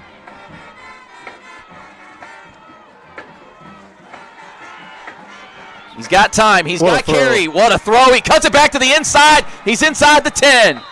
Very smart decision. Oh, and he might be spotted right on the 10. Is that going to be first downable? I think they're going to mark him just inside the 10-yard line. So first and goal from the 10 for the Bears as they are now inside the Boyd Law Firm red zone. Yep. Oh, we've got an ending for you, gang. That was a smart decision there by Hampton, but he had a guy wide open running down the hashes. Well, he probably could have ran it to the right side as well, but, hey, whatever works at this point. Just hold on to the ball. Hampton. No, Carey. Keeps the ball. Carey's got it. Going in reverse. Maybe gets 2 yards on the play. So short gain for the Bears. Clock is rolling. 2:37 and counting. Now let's be smart here. Would rather they go for the touchdown and not the field goal, but just as long as there's no holding penalties, they'll be in business. I don't know if I could stand to watch overtime. I mean, this game is nerve-wracking. This is. Come on, O-line. Carry the team. Let's go. 3 wide receivers to the left side. Oh, the ball is up in the air. Oh, and it falls down. Oh, great defensive play. Just stuck the paws out. And when the ball pops up, oh, you get a little nervous. Yeah, 3rd and goal here. Not even going to lie, I had a lemon booty there for a minute. But thankfully it falls harmlessly out of bounds. 3rd and goal from the 8 for the Bears. Clock is stopped at 2:07. 3 receivers to the left side, 1 to the right. Bears look to the sideline for the play. What will they do? Will they run the ball? Will they try their hand at the air? Carey. Oh, and we've got a flag on the play. It looks to be a delay of game. Oh, no, they got the timeout in. Sylvan Hills gets the timeout just before the clock hits 0. So it'll still be 3rd and goal from the 8 when we resume play. Man, what a game. What an absolute burner. You know, we were catching some flack early on in the week and even up to today that, a couple of 0-win teams can't be exciting. Ha! You kidding me? You don't think either one of these teams wants to get off the schneid? You kidding me? Jay Bird. Oh, sorry. Go ahead, Chris. Well, I was just going to say this is two teams right here that are fighting, playing with a lot of pride tonight. You got to love it. Absolutely. Jay Bird, Chris Goodman with you here on the Sylvan Hills Sports Network. We've had a doozy of a night for you here. We're hoping we can go home happy. Bears have a third down to make it happen.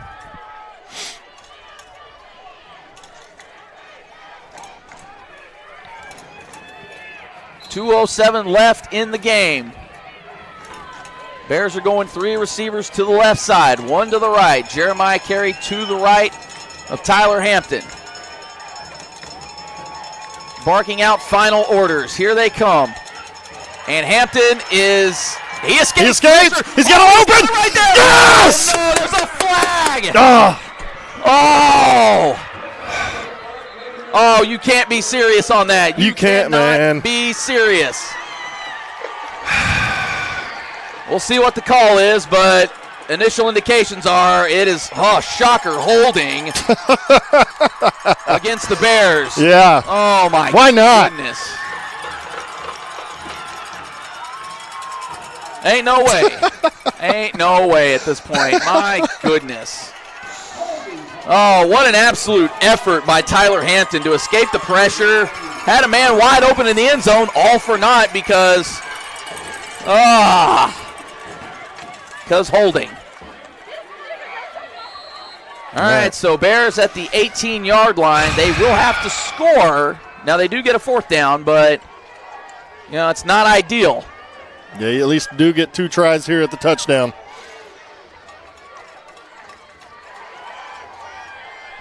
Oh, the ball is picked intercepted. Ball is intercepted. Yeah, and he's going.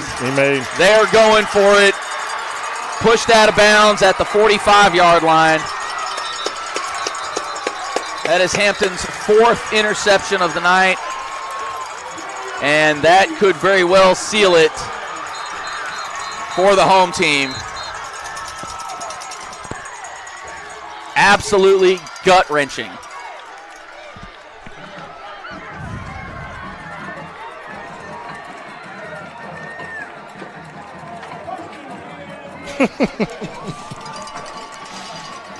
And I want the chat to speak for me right now. Just stay in coverage and let's go.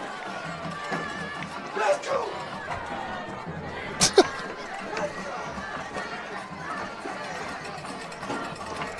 Now 1:47 left in this one.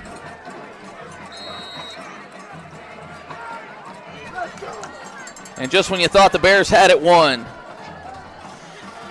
Well, a minute 47. You can have a bad snap here. We have 1 timeout. The game's not over until it's over. Well, you just got to keep your emotions in check. Yeah. And not sure if the Bears are going to spend their timeout or not. May not matter at this point, just with the time. 1:22 and counting for the Bears. It doesn't look like they are going to spend their last timeout. And it looks like that this one will end in defeat for Sylvan Hills. Absolutely gut-wrenching.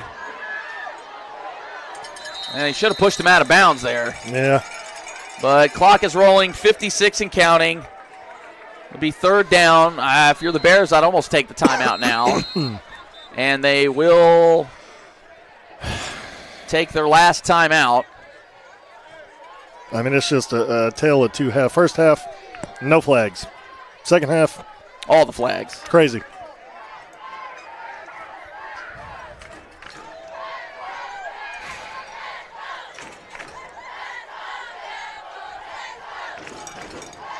Good for West Memphis, getting their first win on the season. I guess. But come on.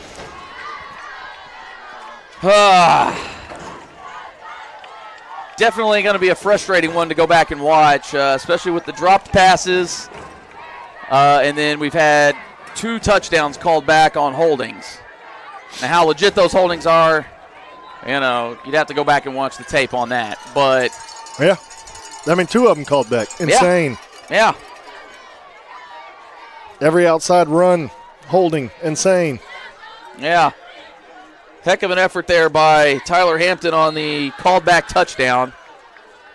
West Memphis now in victory formation. And it looks like they will actually run the ball here. And they get the first down, and that'll do it. And now it's a dagger to the heart.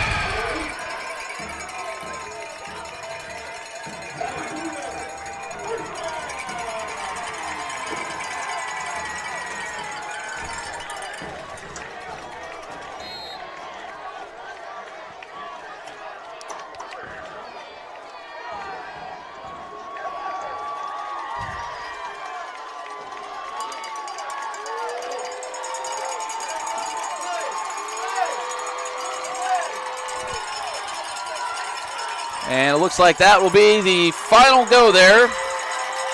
They okay.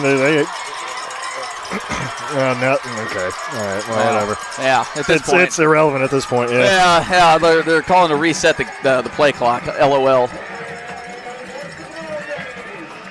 Well, that is your ball game, ladies and gents. And unfortunately for the Bears, they fall on the road in West Memphis. 13-10, the final score. And just absolutely gut-wrenching for the Bears. Heck of an effort by the defense, but unfortunately they couldn't get the stops when they needed to. And offensively, just couldn't convert when they needed to. And, with some assistance from the Stripes, yeah, I'll just call it how I see it. Don't agree with a lot of those, really on either side. Yeah, but I think on the 2 touchdowns that were called back, you got to show me. You got to show me. That's just all I've got for it there. Yeah, and a lot of credit does go to West Memphis. They played a good game tonight. I wish the second half would have gone a little bit differently as far as penalties and stuff, but Sylvan Hills also had a lot of chances and shot themselves in the foot tonight. A lot of chances. Did. Yep, absolutely you look at the first half, a couple of drop passes, or it may have been second half, but a couple of drop passes, then the 2 touchdowns called back. If they were holding, they were called back for holding. So a lot of opportunities there for Sylvan Hills to get on the board and just weren't able to. Yeah, and I think, too, you had 2 opportunities deep in the red zone. Yeah. They had the one drive that started at the 5-yard line, came away with no points, had another drive down there, started inside the 10-yard line, no points. Those are just areas you got to convert, and you got to come away with something. Coach Wool kicked the field goal on one of those. Okay, so I take it back. There was one opportunity they started down low. They did come away with points, albeit 3, but did have one opportunity down there at the 5-yard line. Just didn't come away with anything. Unfortunately for the Bears, had their chances in this one, but as we've seen throughout the year, just haven't been able to get over the hump, haven't been able to convert when they need to convert. And defense, you tip the cap to them, but like I said, just couldn't hold back the dam when they needed to. And it's unfortunate. And unfortunately for the Bears, it drops them to 0-7 on the year. So now last place in conference, and it doesn't get any easier for them going forward, as they still do have a heck of a schedule left in this one. As we can pull it up here just real quick. So after tonight, just 3 games left. You got to think, unfortunately, the playoffs might be out of reach at this point. But they will be hosting Jonesboro next week. The week after, they're on the road in Sheridan, and then they will finish up the season hosting Little Rock Catholic. We've got some stats here for you, and they tell a heck of a story. First downs in favor of the Bears, 13-11. Rushing yards, 101 yards rushing for the Bears on 31 attempts. West Memphis, 37 attempts, only 77 yards rushing. So, again, you got to tip your hat to the defense. They did it when they could. Unfortunately, the 115-yarder is what was the dagger in this one. 13 catches for 169 yards for the Bears, only 10 catches for 137 yards for the Blue Devils. And the 4 picks. The 4 picks is what's going to haunt this team. You're not going to win too many games. You're not even going to be in too many games with 4 interceptions. So really hats off to the defense there for even making this one close, considering that number. But on the flip side, they did have 3 fumbles that they or 2 fumble recoveries that they did have themselves. Penalties, definitely a lot in the second half. Sylvan Hills had 9 penalties for 90 yards overall in this game.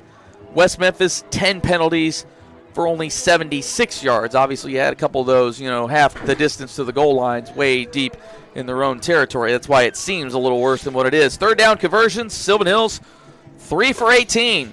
Again, not going to win too many doing that. And then 3 for 15 for West Memphis. So pretty even there. Sylvan Hills 0 for 1 on fourth down conversions. West Memphis 1 for 11. But that one came on that final drive for West Memphis when they punched it in. And for the Bears, that's kind of where it had. 1 for 2 on field goals as well. Possession time, pretty dead even. Sylvan Hills just under 27 minutes. And West Memphis just over 25 minutes of possession time. Where do you even begin, Chris? This was probably their best chance at a win on the season. And right now, just the way things have gone, just looking at the numbers offensively, this team struggles to score points. And you're not going to win a lot of games if you can't score points. We've seen it with third down conversions all year. Fourth down conversions haven't been great. And they just struggle to run the ball. Now, they threw the ball fine tonight, but the drop passes are killing them. So, just the realist in me says this was it. And you have to think that they thought the same thing. Yeah, I mean, I get told I'm glazing a lot because I think very fondly of this team, even though they are now 0-16, 0-17 in the last 2 years. But I see a lot of things that if they could just get it cleaned up as a young team, this is and can be a good football team. Now, you come off an emotional loss right here. You got to rebound quickly because you're at home again next week against Jonesboro, who may be a decent team coming down to Sherwood. So you got to find a rebound. I hope the team doesn't look at this as their only chance to get a win this season. I hope they can come out and be confident the rest of the season because they showed tonight. Granted, they didn't hit any of those touchdown passes. They had some flags called back. You just got to find ways to be able to look at what you did correctly and execute and say, coach is probably saying, hey, guys, we were right there in it. So, yeah. Hopefully they can take away some good things from this. Keep working, stay at it in the gym, watch film, stay at it, know you were in it on the road, and come out next week against Jonesboro and play good. Well, Jonesboro, another team that has been struggling on the year.